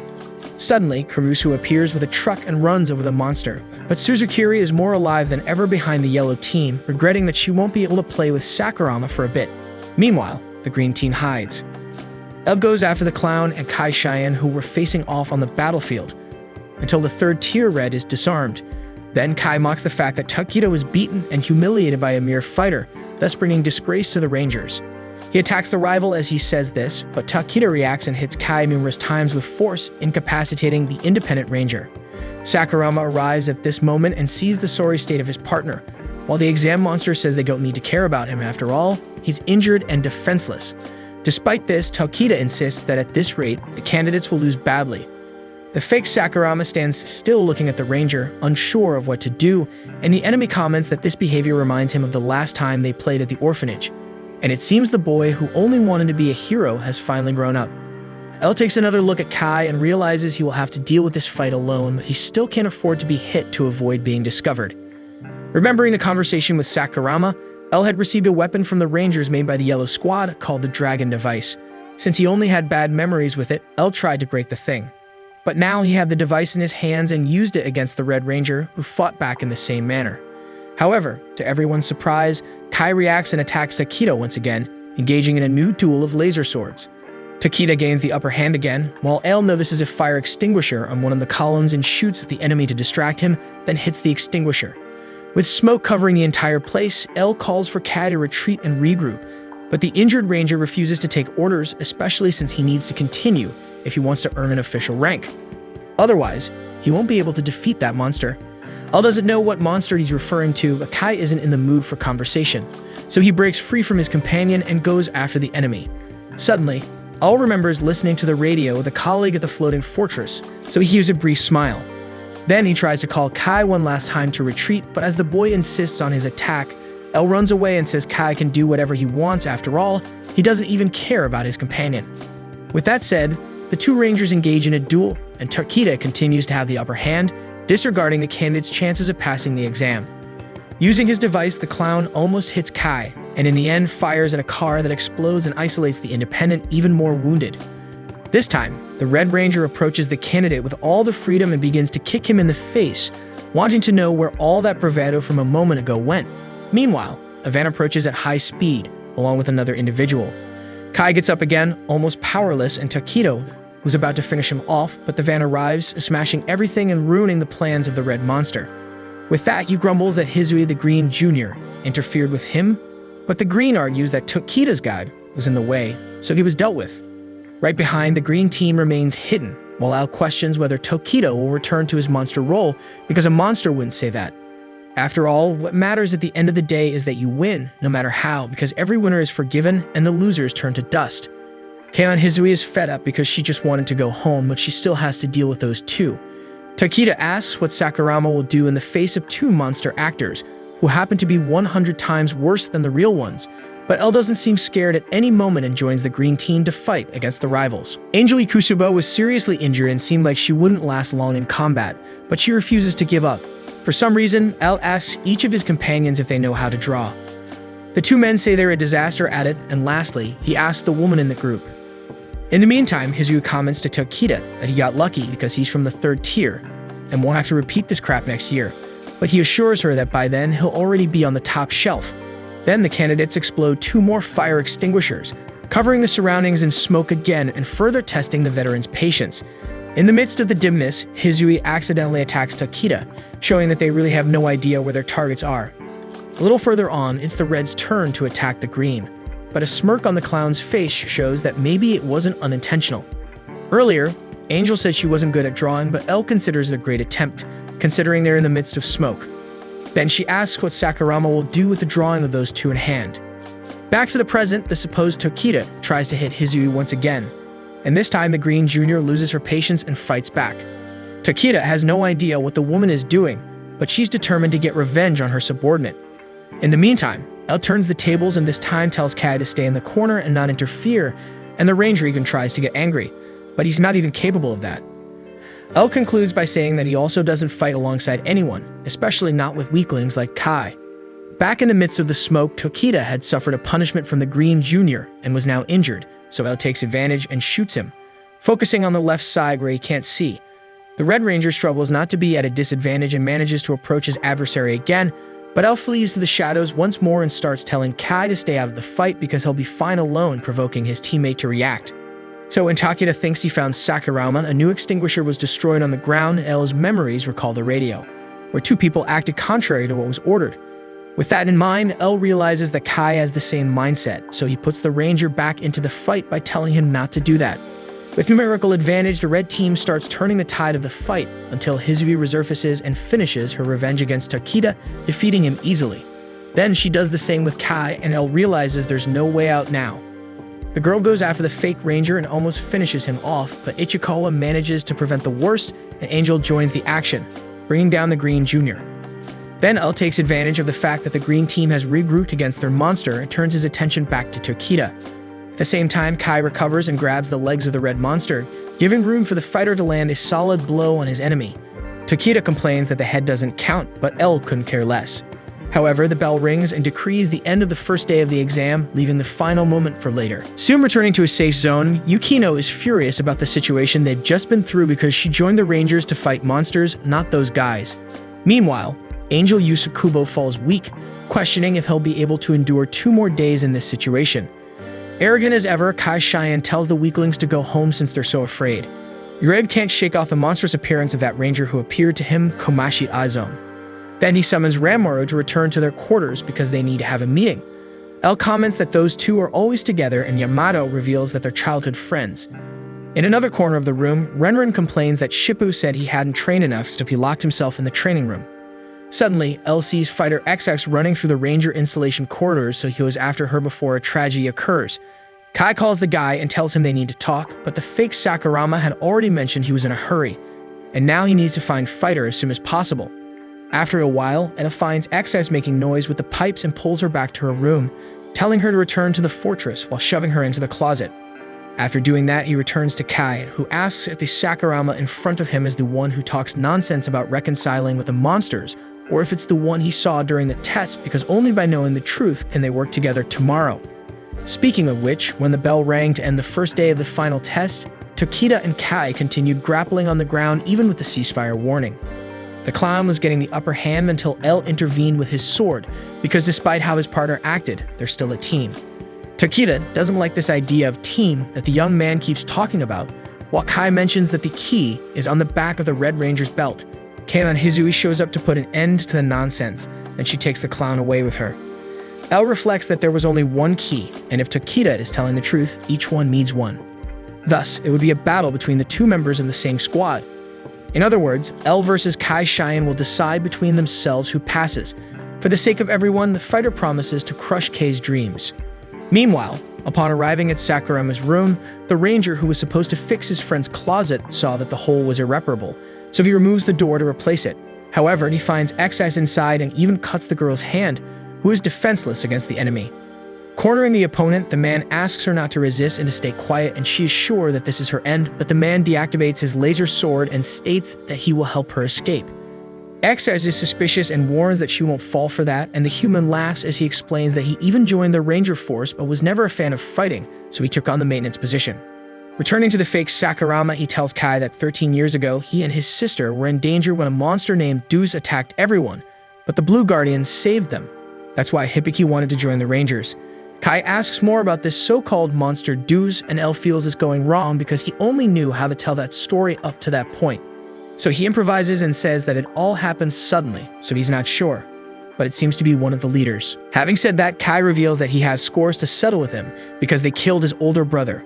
Although he was a ranger, the brutality of the leaders is much higher compared to the Dark Ones, so Kai couldn't do anything but watch his brother being mercilessly crushed. However, he put this past a weakness behind him, vowing to bury his opponent with his own hands, whoever it may be. Listening to every word, El reflects that this is why Kai is so reckless. It's this desire for revenge that drives his actions. El understands this feeling very well, and he knows that this whole motivation will be against him when the two finally have to face each other.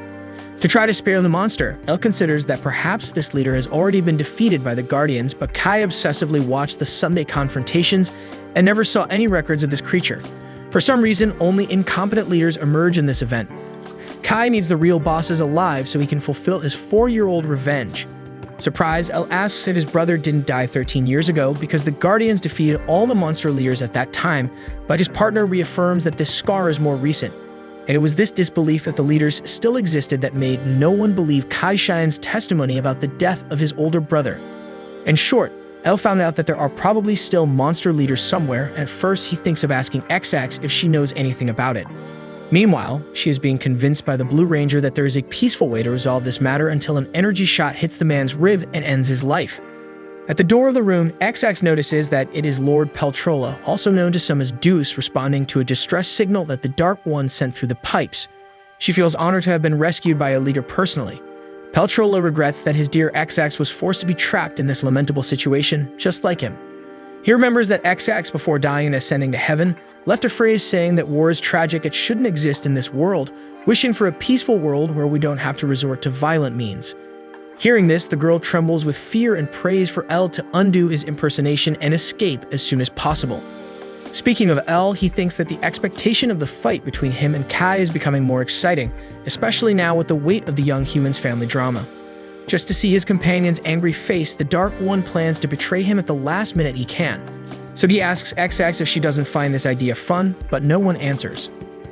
On the second day of the final exam, fake Sakurama is grumbling about his partner's delay while watching Ichikawa and Yamato chatting about something as Ranmaru struggles to climb the stairs.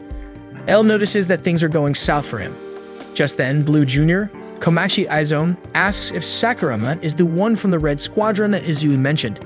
The fighter is taken aback, but the girl reassures him, explaining that she already lost her ki, so she can't fight anymore. According to her, the Blue Squadron recruits did a great job as a team and managed to recover the ki. Speaking of which, she emphasizes that Sakurama will need his partner to win this phase, and therefore it will be difficult to face him after forming this kind of bond. However, L has the nerve to confess that after they defeat the monster actor from the Red Squadron, he'll make up an excuse and hide. After all, he's not like the Junior's colleagues who pretend to be allies of justice. Besides, he's the only one fighting there who's putting his life at risk, and everything he does there could decide the fate of his comrades in the fortress. Next, L encounters Cheyenne and Tokita fighting, while Renren, Urabe, Ichikawa, and Angelica join forces to confront the red monster actor. Tokita manages to fend off the new opponents, but Kai ends up taking his ki amid the distraction. L asks Kai what he thinks he's doing bringing all these people, and he replies that this exam is a ki battle within the same squadron, so he's going to join these four and abandon Sakurama. L is outraged by his ex-comrade's attitude, and Takita finds it amusing, as humans cannot be defeated by monsters, so only the top 5 rangers are selected to become guardians. Outside the Chosen Ones, Yamato and Angel lament with L about being discarded. The fighter planned to betray the ranger, but can't stand seeing the opposite happen. Faced with all this, Angel suggests that they join forces too to retrieve the keys that have already been taken, and L finds this proposal quite interesting. So he goes to fetch the last ranger who was left behind, but the Blue One is absolutely sure that all effort will be futile, considering that those 5 had the highest scores in training. L tries to uplift the boy, saying he's only lost once, but this phrase triggers something in the ranger, who struggles with memories from his childhood and lashes out at Sakurama. Seeing this, L lets his true identity be revealed to convince the boy that losers can unite to try a different fate, and this time, Ranmaru Koguma joins the group. Soon after, the others warn that the opposing team has already moved on to the 4th battle. The 3rd one was the pink one, and now it's green. Therefore, the last one will be yellow, guarded by Suzukiri. So they skip straight to Yellow Jr., which has 3 opponents, unlike the 5 from the other team of rangers formed in the competition. Sakurama tries to prove that having fewer members doesn't put them at a disadvantage, and since the woman refused to hand over the key, they shoot at her. However, she remains unscathed even with the shots until Ranmaru's surprise attack hits the opponent head-on. Still, the shield around the ranger keeps her intact, so recruits begin to realize that nothing they've done so far has mattered at all. But since there's little time left until the end of the 2nd day, they give it their all for a final push for victory. Suzukiri scoffs at the shots absorbed by her shield, so the rangers drop their weapons and go for hand-to-hand combat against the opponent. Angel is too weakened and doesn't even make it to the melee. Next, the monster actress makes a point of pushing past the others to grab Yamato's face, precisely because he keeps hiding behind the others. For this reason, she calls him a coward in every possible way, stating that he will never be a hero, tossing away whatever self-esteem he had left. L reacts and pulls the woman away from his companion, emphasizing that anyone can be a guardian and even very bad people can be considered heroes, throwing a clear hint. Suddenly, Yamato decides to give his all in the fight, but Suzukiri interrupts the combat and decides to hand over the key to the group because she's eager to see someone like Yamato become a guardian, as she just heard that anyone can be one of them. Finally, she asks what each of their intentions is after becoming official rangers, and L lets slip that it's world domination. While his partners don't understand anything, Suzukiri jokes that she'll root for this ranger. Then she leaves, hoping that the fighter will get the remaining 4. After the victory, L suggests that the group be called the Evil Monster Army, but the others don't seem very keen on being hated by the public. Regardless, the bell is about to ring, so they decide to leave this matter for later. However, Angelica and Urabe show up to take Yamato's key. and L doesn't let it slide, retaliating with his sword. Angelica makes it clear that this is a competition to determine who's on top and who's on bottom, and they certainly don't want to be the latter. Speaking of which, the bell rings declaring victory for the first group. Meanwhile, Lord Peltrolo walks through the Ranger installation wondering how many inhuman experiments have been conducted in this place and therefore he should save everyone's soul. As they pass through the corridor, the monsters leave a dead Blue Ranger in their wake, while Komachi follows the invaders' footsteps. With the bells ring, the victorious Rangers personally taunt Karusu, who messed up by holding the key and allowing the rivals to snatch it. Angelica tells the guy he only joined the Ranger force to try to impress women, so he's nothing but a vain coward. Meanwhile, Angel keeps count like a clock. Fake Sakurama makes a point to approach the winners and congratulate them on their victory, admitting his own defeat, but he's just using this speech to steal a key back. As the other members of the first team arrive, Uraid questions the leader, Kai Cheyenne, if it's cheating to grab the key after the bell rings. However, Kai explains that the second day isn't over yet. Uraid mentions the bell ringing, but no one besides him and Angelica heard any sound. So they look at the second team and realize the rivals schemed something. The Forgotten team wastes no time and dashes in the race pursued by the most promising candidates of the exam. Earlier, L asked Ramar to tweet the signal to go off earlier because the guy knows his way around that equipment. Aware of this, Angel volunteers to be some sort of timekeeper, giving the signal right on time. Sometime later, the plan had been set in motion, and now they need to find a way to delay the pursuers, so Ranmaru and Angel stay behind and send the remaining members ahead with the escape. Despite the effort, Kai isn't stopped by the opponents and manages to keep his run, and the Ranger is fast enough to catch up with the opponents in no time. Knowing this, Yamato Kurusu asks for the key and swears to protect it, so Sakurama entrusts the victory to that man. With that done, the group's priority is to protect the key holder, and in the midst of the confusion, Sakurama and Kai Cheyenne end up grappling and starting a fight. Ichikawa gets a view to hit the opponent carrying the key, and Sakurama even manages to hit his leg in time, but the poorly aimed shot ends up hitting Kurusu's hand, dropping the key. Following the Ranger by his side, Angelica and he jump at the same time to reach the coveted object, until the final bell finally rings, ordering the end of the fights. With that, Ranmaru and Angel celebrate the sound of the bell, while Kurusu holds the key as if it were his newborn baby in danger. Sakurama decrees that everyone should prepare for tomorrow because all the remaining 4 keys will be theirs. In another corner of the base, Lord Peltrola continues his path among the corridors, threatening another Blue Ranger. The monster was about to hit the human when Azome saves the girl in time and sends her to flee. However, the Ranger doesn't want to leave her comrade alone in this fight, so Peltrola smashes her head without hesitation. Incredulous, Azome questions what a leader like him is doing there. Without answering, Peltrola returns with another question, wanting to know if the rookie is the big evil causing conflict in this place. Azome says maybe she is, so the entity humiliates the girl, saying her position doesn't match her stature and that she's not as young as she seems. Seeing the texture of her skin, the god presumes she's struggling with the pressure of responsibility, and to maintain her current appearance before it deteriorates, he demands the Ranger to kneel. She's not willing to surrender, affirming she'll still be beautiful even when she's old. With that said, she manifests Yumabozu, her divine artifact. Without lifting a finger, Peltrola finds this reaction quite foolish, while the huge explosion engulfs the entire corridor. Back to the exam winners of this night, Sakurama and the others thank Ranmaru for managing to readjust the device, and since the Blue Ranger is so skilled, Kurusu asks why he doesn't join the Yellow Squadron, while Kurusu himself swaps colors with his companion. Angel says she'd be pretty happy in the Green Squadron, while Sakurama acknowledges they would fit well as Dragon Guardians. Speaking of them, Angel asks where Shippu is, the muscle head of the Pink Squadron, since today is the second day and he still hasn't shown up. So she and Kurusu decide to go after the last member of the team, leaving the rest behind. Now that they're alone, Ranmaru asks if Sakurama is really Sakurama, wanting to know why a fighter is there. L threatens the companion with death, but Ranmaru doesn't believe the fake Sakurama is truly capable of killing him. With that said, he asks L to finish what he needs to do and then rejoin the group. Shortly after, the team finally finds Shippo, who's in a corpse-like shape and deliriously philosophizing, saying his strength is that of an ant, and no matter how many ants gather, they're not altogether capable of facing a dragon. Despite the strange downfall of their companion, Ranmaru emphasizes that he assembled a very resilient team. For example, Angel Yusukubo overcame the pain of a serious injury and fought against a feared rookie. Besides her, Yamato Kurusu is incomparable when it comes to escaping, being primarily responsible for recovering a key for the team. Finally, none of this would be possible without Sakurama's help, and that's why the Blue Ranger promises to protect him, no matter who he is. And it's for these reasons that they want Shippu to complete the team, because together they can ensure this victory and pass the exam. Feeling less defeated, Tsukasa Shippu even prepares his bench press to get back in top form, but still, he doesn't believe he'll be able to reach the imposing shape of the pink rookie, Masaru Nadeshiko. However, his partners warn him that he won't have to face the rookie because the key is with the elite team.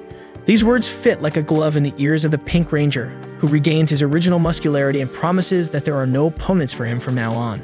Meanwhile, Sakurama watches Ishikawa consoling Angelica for losing the key, giving a sly hug to the woman who blames herself so much for the defeat. Curious, Ranmaru questions Kurusu if his talk about joining the Yellow Squad was serious. When his friend confirms it, he remembers his childhood alongside Urabe and says he'll talk to the instructor. On the way, he encounters L and thanks him for helping him discover his talent. Inside, the fighter finds it amusing, as he's just using those guys until he sees Kurusu walking alone down another corridor. In that moment, Ranmaru reflects that Urabe is like a hero to him, but now he has decided to be his own hero. Mid-thought, he sees Izome in danger against two monsters, so he flees in fear.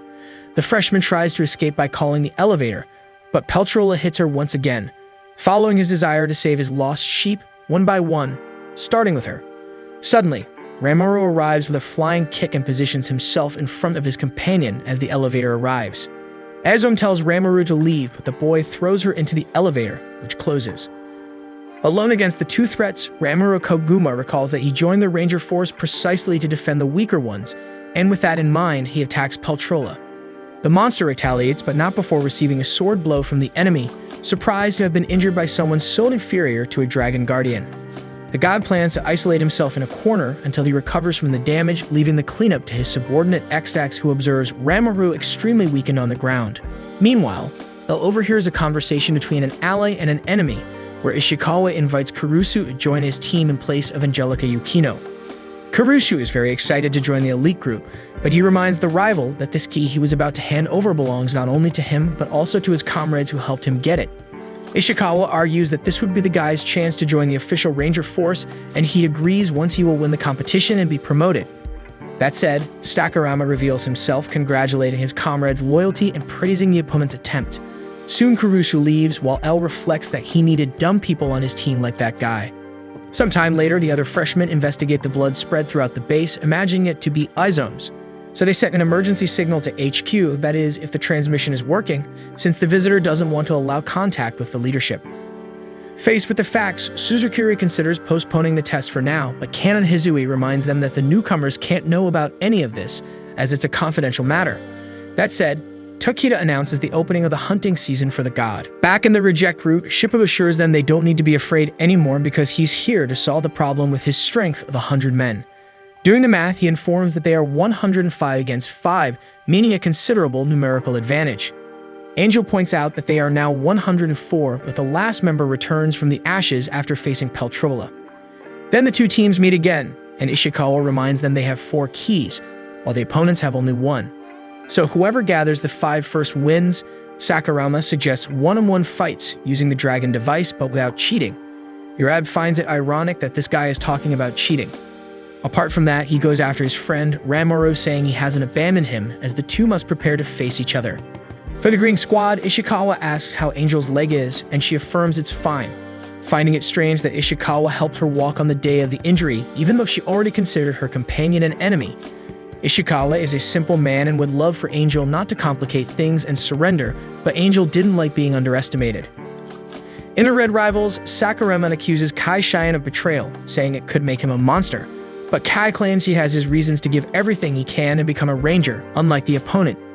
Then Sakurama goes further and says that the incident with Kei's older brother wasn't the work of a leader because they have already been extinct, and the ranger gets angry at seeing his brother mentioned by the enemy, promising to prove the existence of the leaders. Then L draws his sword, emanating a powerful energy wave, surprising Kai. Earlier, Angel had passed on to him a discovery by Ranmaru when dismantling the alarm device. A new form of weapon perfect for short-range combat called explosive form. With it, the fighter keeps the opponent on the defensive against such power. After intensely shielding against the sword, Cheyenne has the idea to fire at his smoke chamber, covering his opponent and leaving him vulnerable to long-range shots. Afraid of being fatally hit, Sakurama delivers a forceful blow that destroys the ground, knocking down the opponent and subduing him. Then the fake ranger tries to force the enemy to admit that he blamed the leader monsters just because he couldn't deal with his brother's loss, but Kai responds that he has heard this nonsense forever. When he was younger, he was despised by the Red Guardian, who didn't believe when little Kai assured that a leader of the monsters killed his brother. In response, the ranger says that the boy's brother was never fit to be a ranger, so much so that he actually died to a weak fighter. For that reason, Kai Xian not only promises revenge against the leaders but also against the ranger force itself. Upon hearing this, L sees himself in that man at the same moment but still knocks him down again. Years ago, his brother, Riku Xian, had passed the test to become a ranger on the same day he gave a present to his youngest. Riku intended not only to have the monsters as enemies but also all the injustice of this world. Now Kai strikes his saber against a stone, trying to make it work, angry for losing in such an unjust way. After one last strike with all his might, he accidentally activates a device similar to Sakurama's explosive form. With that done, now the rivals were on equal footing. Meanwhile, Draghi finds Isom wounded in some corner of the base and asks if it was a leader who did this. Without answering the question, the girl asks the pet to notify the Blue Guardian about what's happening. Back to the test, Angel orders Ishikawa to come out of where he's hiding, while he refuses to give up his cover as he didn't imagine his opponent would be so strong. As for the Pink Squadron, Shippu is infatuated with his sword, boasting about its power and striking poses that showcase his bulging muscles. Amidst this nonsense, Renren can't stand this opponent's chatter, although she acknowledges that she has no chance if the fight continues at this pace. In response, she gives up the fight and surrenders, leaving Shippu completely baffled. In the clash between the Yellows, Kurusu admits that he was too simplistic in thinking of being a guardian, as if it were a trophy, but now he understands well that with this title he can show off his charms to all the women in the world, which is his greatest desire. Therefore, he names his goal Operation Yamato Kurusu's harem. Angelica can't help but feel disgusted by the guy's attitude. At the same time, Urabe is unsure if he can face his great friend from the blue platoon Ranmaru despite the sinister miasma emanating from his comrade's left eye. On the other hand, Kaishin goes all out against the fake Sakurama, considering that he managed to enhance his weapon by luck. Angelica refuses to back down in front of a man who only wants to join the force for pathetic reasons, so she advances against Kurusu, who easily counters the attack with his most powerful equipment. After the woman is knocked down, the two rivals see Ranmaru's arrival down the corridor carrying the blue key. Strangely calm, he asks Kurusu if he still has his key, and the companion confirms that he does. Then Ranmaru looks directly at the opponent. At this moment, Angelica Yukino recalls her childhood, where she was always alone, but not strong enough to survive on her own. Watching the Dragon Guardians TV show, she wished to be admired by everyone. Motivated by this mindset, she rises again and does not back down in front of the two opponents. However, when she attacks Ranmaru, the blue disarms the yellow and was about to finish her off in the counterattack, but Kurusu himself prevents it from happening by stepping in front of the adversary. Ranmaru removes the supposed partner from the front and turns his attention back to the woman until Kurusu gives up the fight, giving the victory to Angelica. Without reacting to this declaration, Ranmaru orders the yellow to hand over the key, which he does. With the departure of the blue element, Angelica questions why the hell her rival did that. Then he confesses that he didn't want to join the force because of any harem, but to take actions like this. After all, he's after all the women in the world, so it wouldn't make sense to hurt a beautiful girl like Angelica just to pass the test. Still outraged, the woman turns away from this ridiculous explanation, certain that her motivation is much nobler than that of the enemy. In the meantime, Shippu continues to flex his muscles while wielding his brightly lit saber, which after being on for so long has consumed all the energy from the device. Knowing this, Renren shoots at the muscular man to declare her victory, but the projectile only tickles him. She starts shooting mercilessly at the man's chest, but nothing happens. When the smoke from the shots clears, Shippu observes that all we can trust in this life are our muscles. With that in mind, he prepares a sinister punch towards Renren, who this time surrenders for real at the last moment. To prove prove it, she hands the key to the buff opponent, who takes a deep breath to let out a celebratory laugh that everyone in the training can hear. But just as Shippu's sword exhausted its energy, the same happens with Angel's device. Without wasting time, Ishikawa tries to hit the girl, so she hurries to take cover. In fact, her weapon still has some energy left, but she needs to use the explosive form at the right moment to not waste it. Then she gets into a car to be safer while she thinks of a plan, but it's exactly there where her enemy was hiding. Angel comments that she didn't imagine finding Ishikawa there, and he finds it amusing that his opponent didn't imagine he would take the front line in this duel. After all, he spent a good amount of time fighting in this dark underground in this tough life, where the rangers of his generation retired one by one. They all went back to their families and live in this facade of peace, ignoring the flying fortress above their roofs. Ishikawa is different from them because he knows that his mission in this world is to fight evil and protect world peace, sacrificing himself to do the dirty work that others abandoned to live their safe little lives. However, even with a gun pointed at her head, Angel responds that Ishikawa is no different from the others. According to her, everyone is fighting, unlike the ranger himself, who only pretends to fight. Ishikawa feels his ego wounded and starts to threaten the rival more intensely, but she doesn't back down, stating that if the man had all the determination he claims to have, he would already be dead. Then she activates the explosive form, detonating the car and throwing Ishikawa out. As for Angel Yuzukubo herself, she almost lost the ability to move for some unknown reason. Despite everything, she completed her mission, which was to buy time. Suddenly, while Ishikawa celebrates having the green key, Shippu appears behind the opponent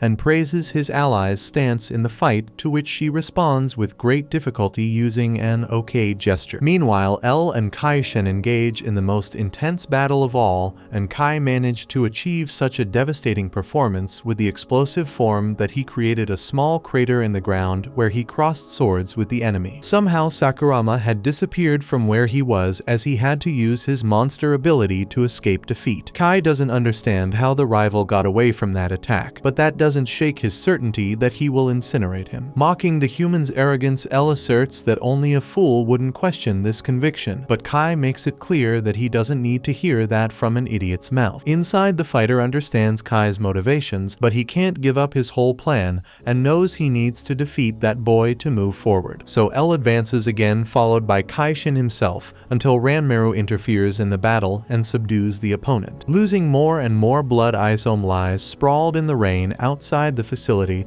while an old memory of her being announced as a freshman echoes in the ears of the Blue Guardian. The Guardian oozes arrogance, asserting that the squad of his color has indeed died, since a girl like her is his most qualified subordinate. Humbly, Isom argues that her master shouldn't behave like this, as a Dragon Guardian can never be feared by the general public. Obviously, the man yelled at the freshman, which happened every time she needed to communicate anything to her superior. Wherever the Guardian was, the Ranger would be behind him to advise on the correct course of action. One day, he was dealing with a situation with much more violence than necessary as usual, and Isom was doing her job of calming down the boss. However, she saw a dead kitten amidst the chaos and pointed her finger in the Guardian's face, forbidding him from speaking to people from now on. Now, on the brink of death, the freshman asserts that she did everything to prevent her guardian from being misunderstood. Speaking of him, the supreme leader of the Blue Squadron appears, and Isom acknowledges that he is indeed a hero. Around them, other platoon colleagues worry about their friend, as she warns that the other members of the Blue Squadron are underground, and hands him a cartridge asking the man to save them all. Soon, the Guardian manifests his divine artifact, the Blue Dragon Leviathan, which breaks through all layers of the floor to the test area, which is flooded. With great effort, Ranmaru avoids drowning. Then the Guardian approaches and asks if it was he who injured his partner. Either way, upon seeing the miasma emanating from the supposed Ranger's eye, the leader of the Blues decrees the death penalty for the traitor, while L notes that it was Roman 20 on Ranmaru's body. As Lord Peltrolo was injured in battle, she had been ordered to continue the work he came to do. As a good servant, she stands up to the Guardian, but he is too powerful an opponent for her to resist. After suffering the initial attacks, Roman 20 resumes her monstrous form and tries to escape, but has her legs cut off and her back impaled by the iron bar the enemy holds. The Guardian is willing to end the fighter's suffering if she gives up her master, but she is not willing to do so. So the ranger tortures the girl to get her answer, causing unbearable pain to her. Roman 20 screams for the man to stop, but he continues to impale his iron bars into the hostage. Inside, all Roman 20 could feel was the pain and a glaring doubt about who she is and why she's still fighting. On the day she met Lord Peltrola, he said he thought of her as a beloved daughter, and since she didn't have a name, the god displayed a huge screen with the two X's side by side. With 10 iron bars embedded in her body, she repeats her name with difficulty while the Guardian prepares another blow against her. However, a powerful ray from the explosive form pierces the truck and prevents the attack, causing the blue leader to die of rage. Appearing as if nothing had happened, Sakurama apologizes, claiming he didn't know it was the blue Guardian who was inside, at the same time calling out Ranmaru's name. Before returning to the truck, the Guardian warns that another incident like this and he'll kill the candidate. But L maintains his provocation, emphasizing that any kind of violence is justified to supposedly help comrades. The Guardian asks what this guy is doing there, and L responds that he came to help his partner. The elite ranger tries to retrieve his artifact, but Sakurama prevents it with his sword. Incredulous, the leader notes that that is the explosive form of the Yellow Squadron, while L puts all his humiliation, determination, and desperation into this blow, which gradually makes his enemy give in. Hopeful, L begins to believe that he will indeed kill such a powerful opponent, and Roman 20 motivates her partner to avenge all the comrades killed by that worm in a cape. However, L is pushed away by a protective shield from the Blue Guardian, triggered from the cartridge that Isome gave him a short time ago. At this moment, the Guardian realizes he's facing Rosa's little brother and even feels sorry for her having to lose a loved one, but he decrees the end of Hibiki. In the meantime, Roman 20 claims to have understood something important, while the Guardian summons the Leviathan to show all his strength, wishing that Isome were there to see his revenge come true. Suddenly, Ranmaru appears to save L in time, and after they move away, the short one warns that they alone are not capable of facing such power. A seahorse wrapped in a bubble reaches the two companions and causes a water explosion, preventing XX's regeneration by severely injuring her. With several other explosives like this last one, the Guardian attacks Sakurama again, who flees as best he can, imagining that all this power comes from the divine artifact, and therefore hit Roman 20 head-on. Imposing one explosion after another, the elite ranger forces L to slow down, but his partner steps on the accelerator with all her strength and hatred as she takes a car, detonating the vehicle and throwing the fighter away upon impact with the ranger's body. Seeing his partner on the ground and powerless, Sakurama asks her to rest while he deals with the opponent, but she acknowledges defeat, stating that it is impossible to defeat that guy. After a failed attempt at resistance, L and Roman 20 are captured and fall under the control of the Blue Guardian, who continues to torture the fighter, demanding to know the whereabouts of her leader. D steps in, arguing that Roman 20 is a prisoner who doesn't intend to resist and should be treated with respect. The Guardian laughs at this, retorting that this mere servant isn't a real enemy, only the leaders are. The fighters are weak beings who don't deserve attention. Defiantly, the false Sakurama states that even the movements of those deemed unworthy can cost the lives of the strongest. Before the situation could worsen, Roman 20 promises that her leader is just ahead, and indeed they reach the door she was guarding. Without ceremony, the Blue Ranger destroys the door with his divine artifact, opening the passage to a hall where a gigantic tree reveals the face of Lord Peltrola. The Guardian remarks that his enemy has grown much since they last met. D, startled, sees the proof before his eyes that the leaders indeed still exist. Roman 20 begs her master for forgiveness for revealing his location due to her own incompetence. Nevertheless, she pleads for the god to fulfill the monster's wish to eliminate the Dragon Guardians. With that, the ranger raises his artifact and points it at the tree, which asks the man to lower his weapon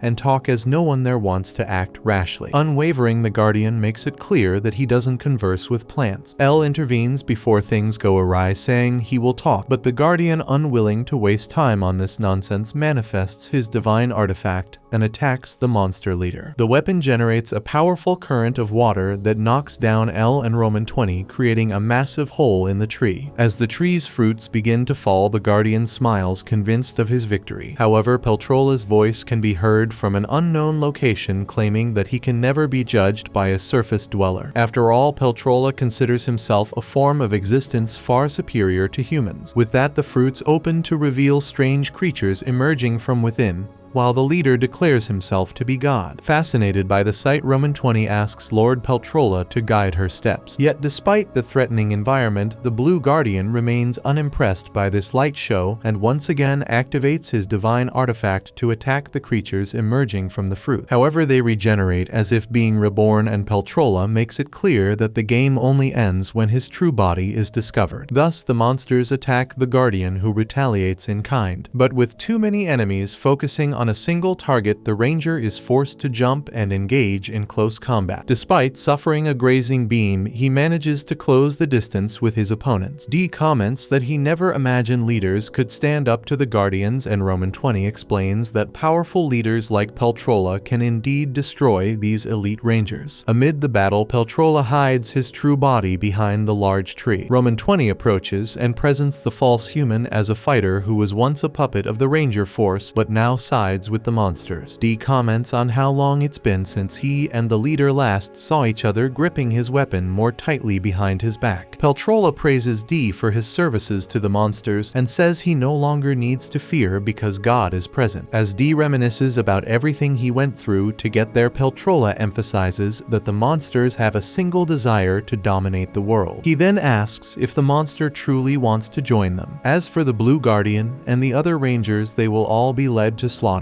Upon hearing this, memories of the Rangers who became partners flash through the fighter's mind, prompting him to ignite his sword and drive it through the god's shoulder. Peltrola questions how a mere servant could rebel against him, and D finishes the job, slicing his sword through the leader's body. Roman 20 couldn't believe her eyes, seeing God bleeding on the ground, and charges at D, shouting that the leaders are the biological parents of the fighters to whom they swore eternal loyalty. Saved by Sakurama, Roman 20 trusted they were on the same side, but he has just committed an unforgivable crime. Suddenly, Peltrola reappears in another body, stating that such strength was expected of a dragon guardian. The guardian vows to kill all the bodies until he finds the true one. Meanwhile, away from the battle, Peltrola reveals that both the monster the opponent is fighting and the one outside the fight are his real bodies. As long as one of the bodies reaches the surface through this enormous hole, he will survive because food is abundant there. However, the freshman Rangers arrive to thwart the monster's plan, activating their divine artifacts to defeat the enemy. Still confident, Peltrola manages to handle them all at once until Suzukiri uses her time control ability to accelerate a projectile from the pink freshman, giving the monster no time to react. After Takeda attacks from above, also hitting Peltrola, Nichiko thinks the fight is won, but a small winged monster shoots at him. Luckily, Hisui catches the projectile with her metallic mouth, complaining about the horrible taste she knows all too well. Seeing this, she questions if the small bird is Peltrola,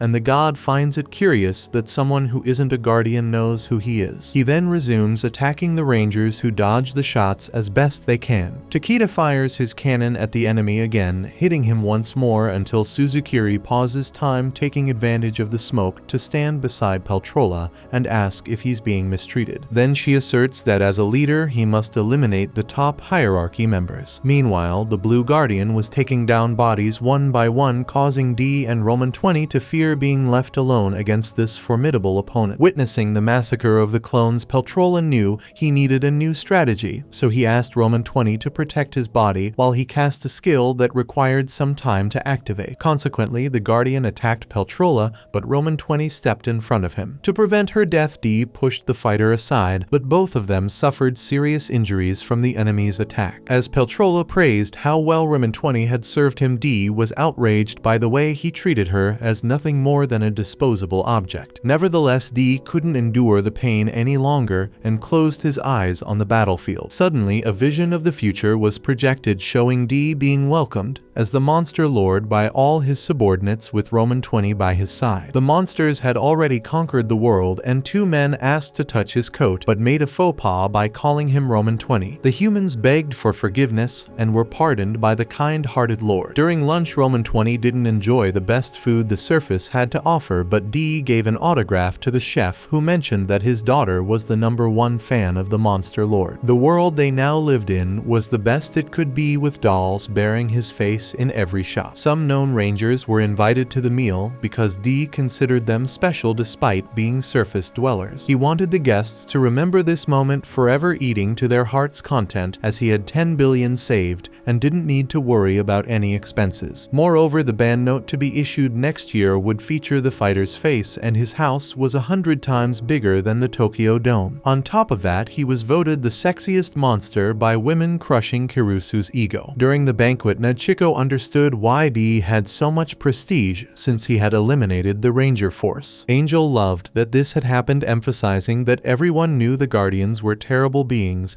while Ranmaru believed humans couldn't complain about how they were treated now given that they lost the war. Meanwhile, the butler announced the arrival of another guest, Peltrola. The leader's presence weighed heavily on the atmosphere, and he immediately called the chef asking if he had prepared the food. Proudly, the cook confirmed, and then God killed the man, causing him to drop the autograph his daughter had received. With that, Peltrola reprimanded the humans for killing other living beings to eat, referring to the animals whose meat was served at the banquet. D ordered everyone to flee, but Kirusu said it was fine because they would give anything to be killed by a leader. Furthermore, they had committed an unforgivable crime and deserved this punishment. Thus, without hesitation, the monster leader ended the lives of all D's friends, and Sakurama revealed himself behind one of Peltrola's bodies, saying he had lost but D had achieved his goal. After all, once the Rangers were defeated, the entire planet was taken over by the monsters led by D. D replied that this wasn't what he wanted, but Sakurama insisted. It was only the fighter didn't want to imagine what could actually happen after the world was conquered. For this reason, Sakurama was doing him a favor by illustrating what the world would be like without the Rangers, but with the leaders still alive. If this happened, all the humans D had a bond with would die, including Sakurama himself. Faced with this, the Ranger extended his hand, saying it wasn't too late for them to unite. At that moment, D woke up and saw Fan20 bowing to Peltrola, saying she would soon be with him again. Nervously, D said the leader was already gone, causing Roman 20 to have an identity crisis, questioning what she would fight for now. Meanwhile, D seemed to know exactly what his goal was. Meanwhile, Kaishin was rescued by his companions and asked where the keys were. The others explained that there was a monster interference during the test, but since the signal didn't go off in this emergency, Renrin thought they could retrieve the keys. However, the others disagreed given the circumstances, and Kai admitted defeat, finally understanding that he couldn't join the Ranger Force. Ishikawa apologized to his companions, saying it was all his fault. At that moment, Angelica heard a noise and went to check it out, only to see Lord Peltrola appear before her. She ran back, saying it was the wrong person, confusing the group, but Kai saw the shadow of a wing and followed it after stealing Renrin's weapon. Similarly, the other group saw a kind of bird flying, and despite being instructed not to get involved, Kirusu pursued the mysterious creature, feeling he couldn't let it escape. Looking at the remaining member, Angel noticed that Shippu had returned to his weakened form. Kirusu tried to prevent Peltrola's escape and was about to be hit by one of his birds, but Kai appeared in time and destroyed the animal with Renrin's saber. With that done, the man realized he was facing a leader and introduced himself as an enemy, even in the face of such a threatening presence. When the other candidates arrived, God announced he would send them all to the same place their friend had ended up, prompting Urabe to ask if the leader was talking about Ranmaru, who had been defeated by this monster. Peltrola confirmed without a hint of guilt, saying that Human was consumed by the Rangers' disgrace and had no way of turning back. Faced with this, the Rangers united in their fallen comrade's memory to fight fight God. Meanwhile, D decided not to side with anyone but himself, but Peltrola was his enemy this time. Therefore, he positioned himself against the monster leader, reflecting that he wouldn't be satisfied until everything went his way. However, despite the unity, it doesn't mean that Lord Peltrola will be easily defeated. Calm and composed, the monster assures that he won't be injured, while Sakurama intends to make the enemy suffer with the blade created by the recruit he killed. With the overwhelming impact, Kurusu sees the opponent being brutally thrown and believes that not even a leader could come out unscathed from this attack. However, Lord Peltrola shows he is not just any creature and appears as good as new despite the powerful blow. Due to the power of that saber, the monster becomes curious about the device and desires to have it for himself, so Sakurama tosses the gadget to Ishikawa, making him the target. After nearly being killed by a shot, the ranger confronts Sakurama, who suggests passing the device from hand to hand because the laser takes time to recharge. Thus, the saber becomes a hot potato in the midst of the battle until Renren decides to take the risk and advance against the leader. With Angelica's help, the girl leaps over Peltrola and receives the device mid-jump. Consequently, the leader focuses all his attention on the attacker, but Angelica uses this as a distraction to catch the opponent off guard and strike him. However, using his small bird, the leader fires a laser that destroys the device and then shoots at the girl. To save Angelica, Ishikawa pushes her out of the way and takes the monster's shot, creating a massive hole in his torso. Moreover, one of Peltrola's clones subdues the rescued woman, making her a hostage. Meanwhile, the rookies are destroying the leader's copies left behind until Takeda takes a shot and loses his right hand. To resolve the situation, Nachiko performs the deer dance before restoring the lost limb of her comrade with her divine artifact. Hisui asks for Suzukiri's help to advance in time and face the target directly. Once done, one of the clones takes a strong bite, enraging Peltrola. With several clones gathering to attack together, Peltrola sees Takeda raising his cannon at him once again, but when the shot is fired and the flaming dragon heads surge through the room, Suzukiri pauses time and freezes the projectile in mid-air. Peltrola doesn't understand why the woman would sabotage an allied attack, but soon realizes that the intertwining dragons around his body were a way to trap him. Taking advantage of the enemy's vulnerability, Nachiko unleashes her most powerful strike, destroying everything around her. In the meantime, Suzukiri reflects that she cannot openly help the monster, but can facilitate his escape somehow. By incorporating his mini bird, Peltrola understands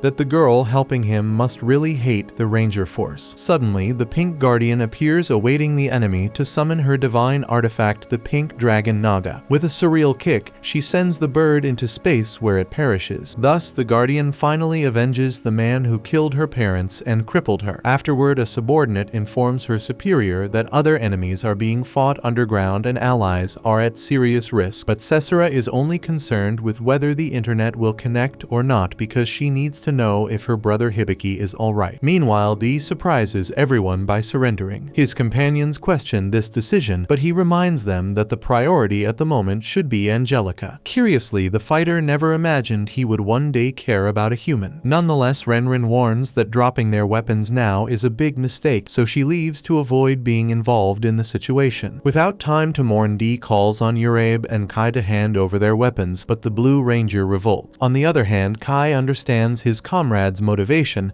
and turns off his device along with the others. Afterwards, Sakurama asks the leader to let them go. Hearing this, the monster laughs and destroys a wall that exposes a pipe leading to the surface, through which he sends a mini bird to escape. At that moment, miraculously, Ishikawa manages to stand and contentedly states that Peltrola was struck by Angelica before she was controlled. Suddenly, part of the leader's armor breaks on his face, allowing the hostage to free herself and injure the enemy once again with her device. However, when trying to shoot the mini bird escaping through the pipe, the energy runs out, preventing the shot. Improvising, Kurusu chases the bird and grabs it. The ranger team maintains their offensive as Shippu arrives by surprise, accompanied by Renren delivering a flying kick to another mini bird, smashing it to the ground. In retaliation, the leader destroys all the dragon devices lined up on the floor and activates the mini bird's shots. Angel thinks quickly and aims at Kurusu's bird, killing the monster. She then throws her clone to Shippu, who annihilates the target with his fists. Meanwhile, D unleashes his black miasma on the devices, corroding them, making Peltrola discover that they were fake weapons. Then Urabe and Kai attack by surprise, heroes and destroy the leader, and D finishes the fight by stomping on his head. After the victory, practically dead Ishikawa questions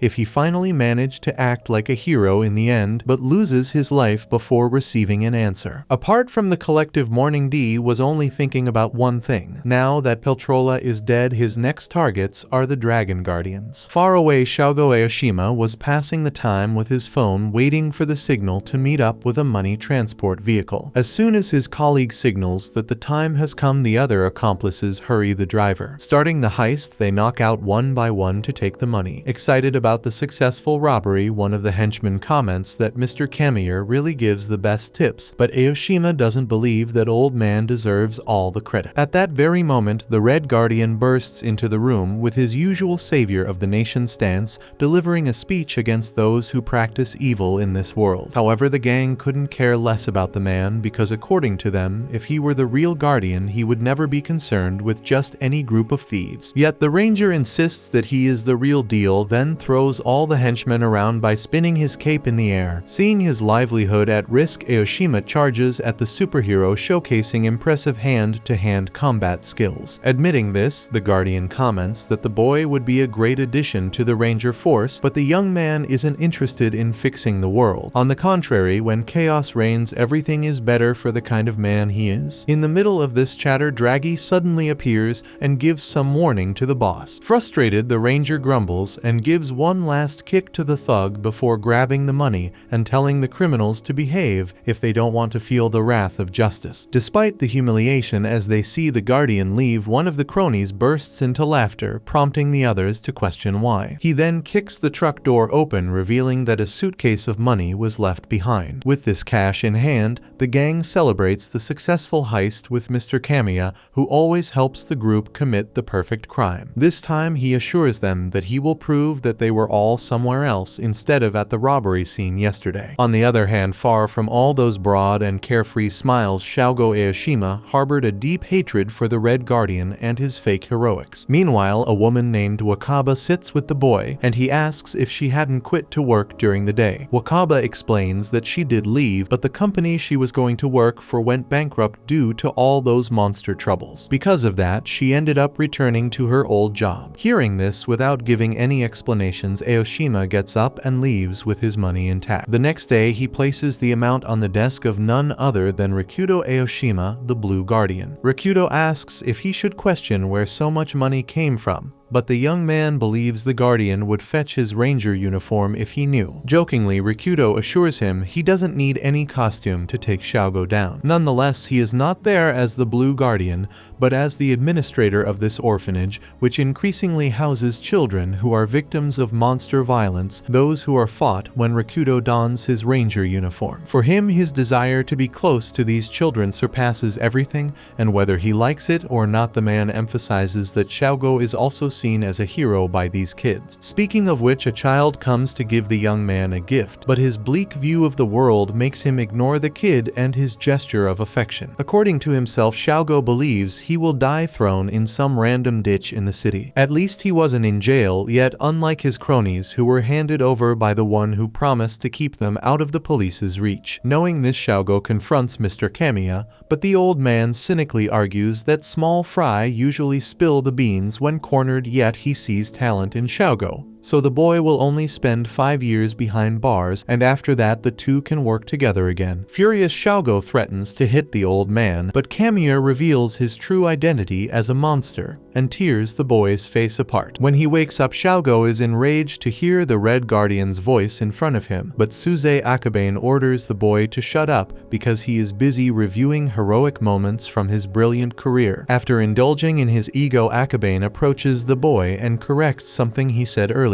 Contrary to what Shogo thinks, a chaotic world isn't beneficial even for scoundrels like him. Faced with this, the Guardian offers the criminal two options. Either he rots in a dark and lonely cell for the rest of his life, or he chooses to punish the monster who turned him in to the police. Moreover, Akabane reveals that Rikudo, the current Blue Guardian, was forcibly retired while Shogo was asleep, so the Ranger wants the boy to take on that role. Years later, faced with an enemy so strong, Shogo Aoshima seems ready to give up on his life, but Kano saves him from a Peltrola shot by pushing his boss. This gesture gravely injured the boy, but Xiaogo assures he won't make the same mistake as before by letting his allies be killed. Then, with his divine artifact, he envelops the leader in a water bubble and drowns him, avenging Isome. In the hospital, the freshman suddenly wakes up shouting that she isn't dead, yet causing her friends to cry thinking she was going to die. Meanwhile, the Blue Guardian is tending to Kano until D appears to continue his journey of vengeance against the Ranger Force. 13 years ago, Fighter D woke up in an unknown place without even recognizing himself. Around him, other beings like him were also questioning the same things. Above them, all two monstrous leaders watched the scene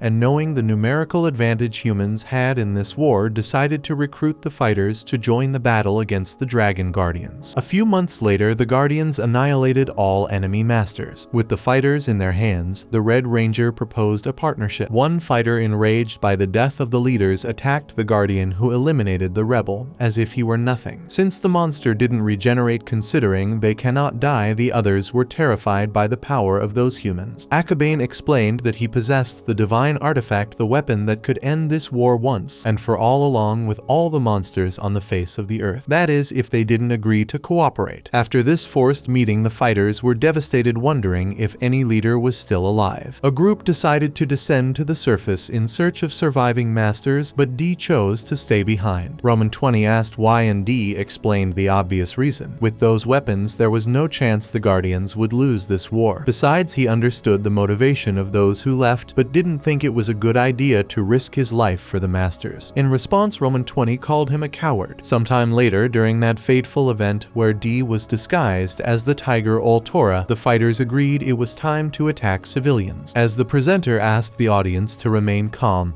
because the Guardians would protect everyone, D questioned who he really was with that ridiculous monster leader disguise. Back to the present day, D thanked for at least having met Sakirama and followed his plan, as it was what brought him to this moment. D then dropped his disguise and revealed his identity to face the Blue Guardian with the pride of being a monster. Recognizing the fighter, he let escape back. Then Rikudo Aoshima promised he wouldn't fail this time. Despite his confidence, the damage suffered in the fight against the leader left the Ranger extremely weakened, and D warned that he wasn't the type to go easy on an injured enemy. Anyway, the Ranger never intended to flee from this fight, believing D would be more dangerous than the leaders if he got out alive. Without holding back, Rikudo attacked again with his divine artifact, while D advanced with his modified saber in explosive form. Though it had been crucial in the key trials, this form was no match for an artifact. After all, the Elite Ranger's primary weapon could control deities like the Dragon God, and with such power in his hands, Rikudo believed he was invincible. Attacking in every possible way, the Ranger drove his opponent to flee, who tried to escape as best he could. Dodging each obstacle, D grumbled about being a mere fighter facing the most powerful beings on the planet. Right or not, the monster had no choice now, finding himself in the middle of a battle against a Blue Guardian who, according to his own words, had more tricks up his sleeve than the humble fighter's brain could imagine. However, speaking of brains, it was precisely the monster's reasoning ability that got him this far. In another of his instinctive magical escapes, D activated the explosive form inside the water spout, where he was trapped, generating an explosion followed by an intense flash that blinded Rikudo. When he realized it, the Guardian saw D, as if he were Kano, a strategy to make the leader hesitate to attack. Despite the plan getting D close to his opponent, a barrier produced by the Dragon God prevented Rikudo from being hit, making D wonder how far this deity's capabilities went. However, the Ranger explained that the shield was not the dragon's doing but a woman's. Then he managed to explode another water projectile on the enemy, who was thrown into the air, while more projectiles accumulated and fell from the sky like a meteor shower of water. To make matters worse for D, his device lost its charge, and as the fighter didn't escape in time, the entire shower hit him head-on. However, when the smoke cleared, it was Kano's body lying on the ground. Furious, Rikudo ordered the monster to step away from the boy and scorned this deceitful ability. D admitted he didn't have a wide range of attacks, but it was this kind of trickery that got him this far. Finally, the first-class Ranger reaffirmed that he would kill the fighter right there and advanced against the enemy. As he did the same, D reflected that that he felt surprisingly light despite taking such a strong hit. Regarding the fight, he considered himself the evil planning to conquer the world against a hero of justice, and liked to think of the battle that way. So at the moment when the two adversaries were about to collide, a laser shot pierced Rikudo's neck, leaving his guard down and allowing the fighter's blade to easily enter the rival's belly. Not understanding what had happened, D was stunned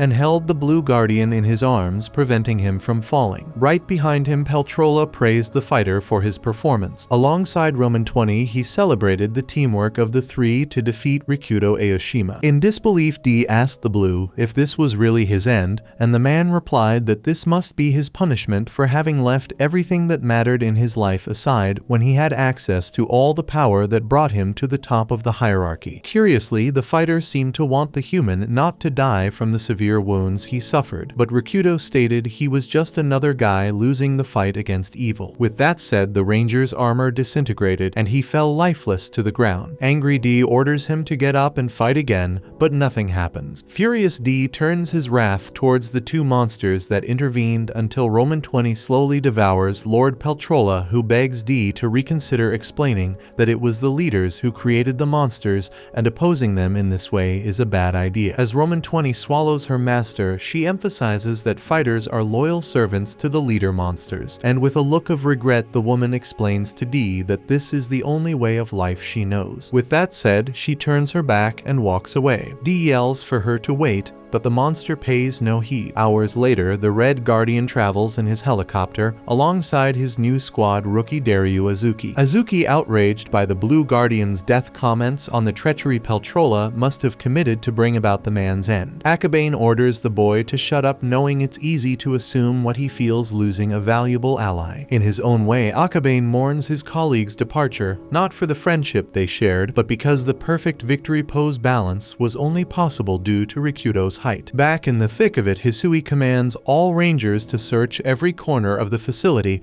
until they find who did this to the Blue. In the face of the green rookie's rage, Naichiko considers the weight of this death for the ranger world and society at large, noting that a leader monster managed such a significant act shortly after revealing himself after years of disappearance. Hearing this, a memory of Hisui being saved in her childhood flashes in her mind as she comments that the war is starting again. Therefore, they will need help, and promoting the current recruits might be a good idea. Speaking of them, the group mourns Ishikawa's death, and Renren questions whether it's worth dying like a hero when the man didn't even become a ranger. On the other hand, Angel points out that Ishikawa fulfilled his dream at the end of his life, and that was likely the comfort that let him go without feeling the weight of his own death. Despite this, as Kurusu recalls, Ranmaru might have also been killed by the monster, and Kai adds that some fighter was disguised as Ranmaru in the battle against the Blue Guardian. Shippu becomes nervous with so much information swirling in his mind, while Urabe recounts hearing from that fighter that Ranmaru faced the leader alone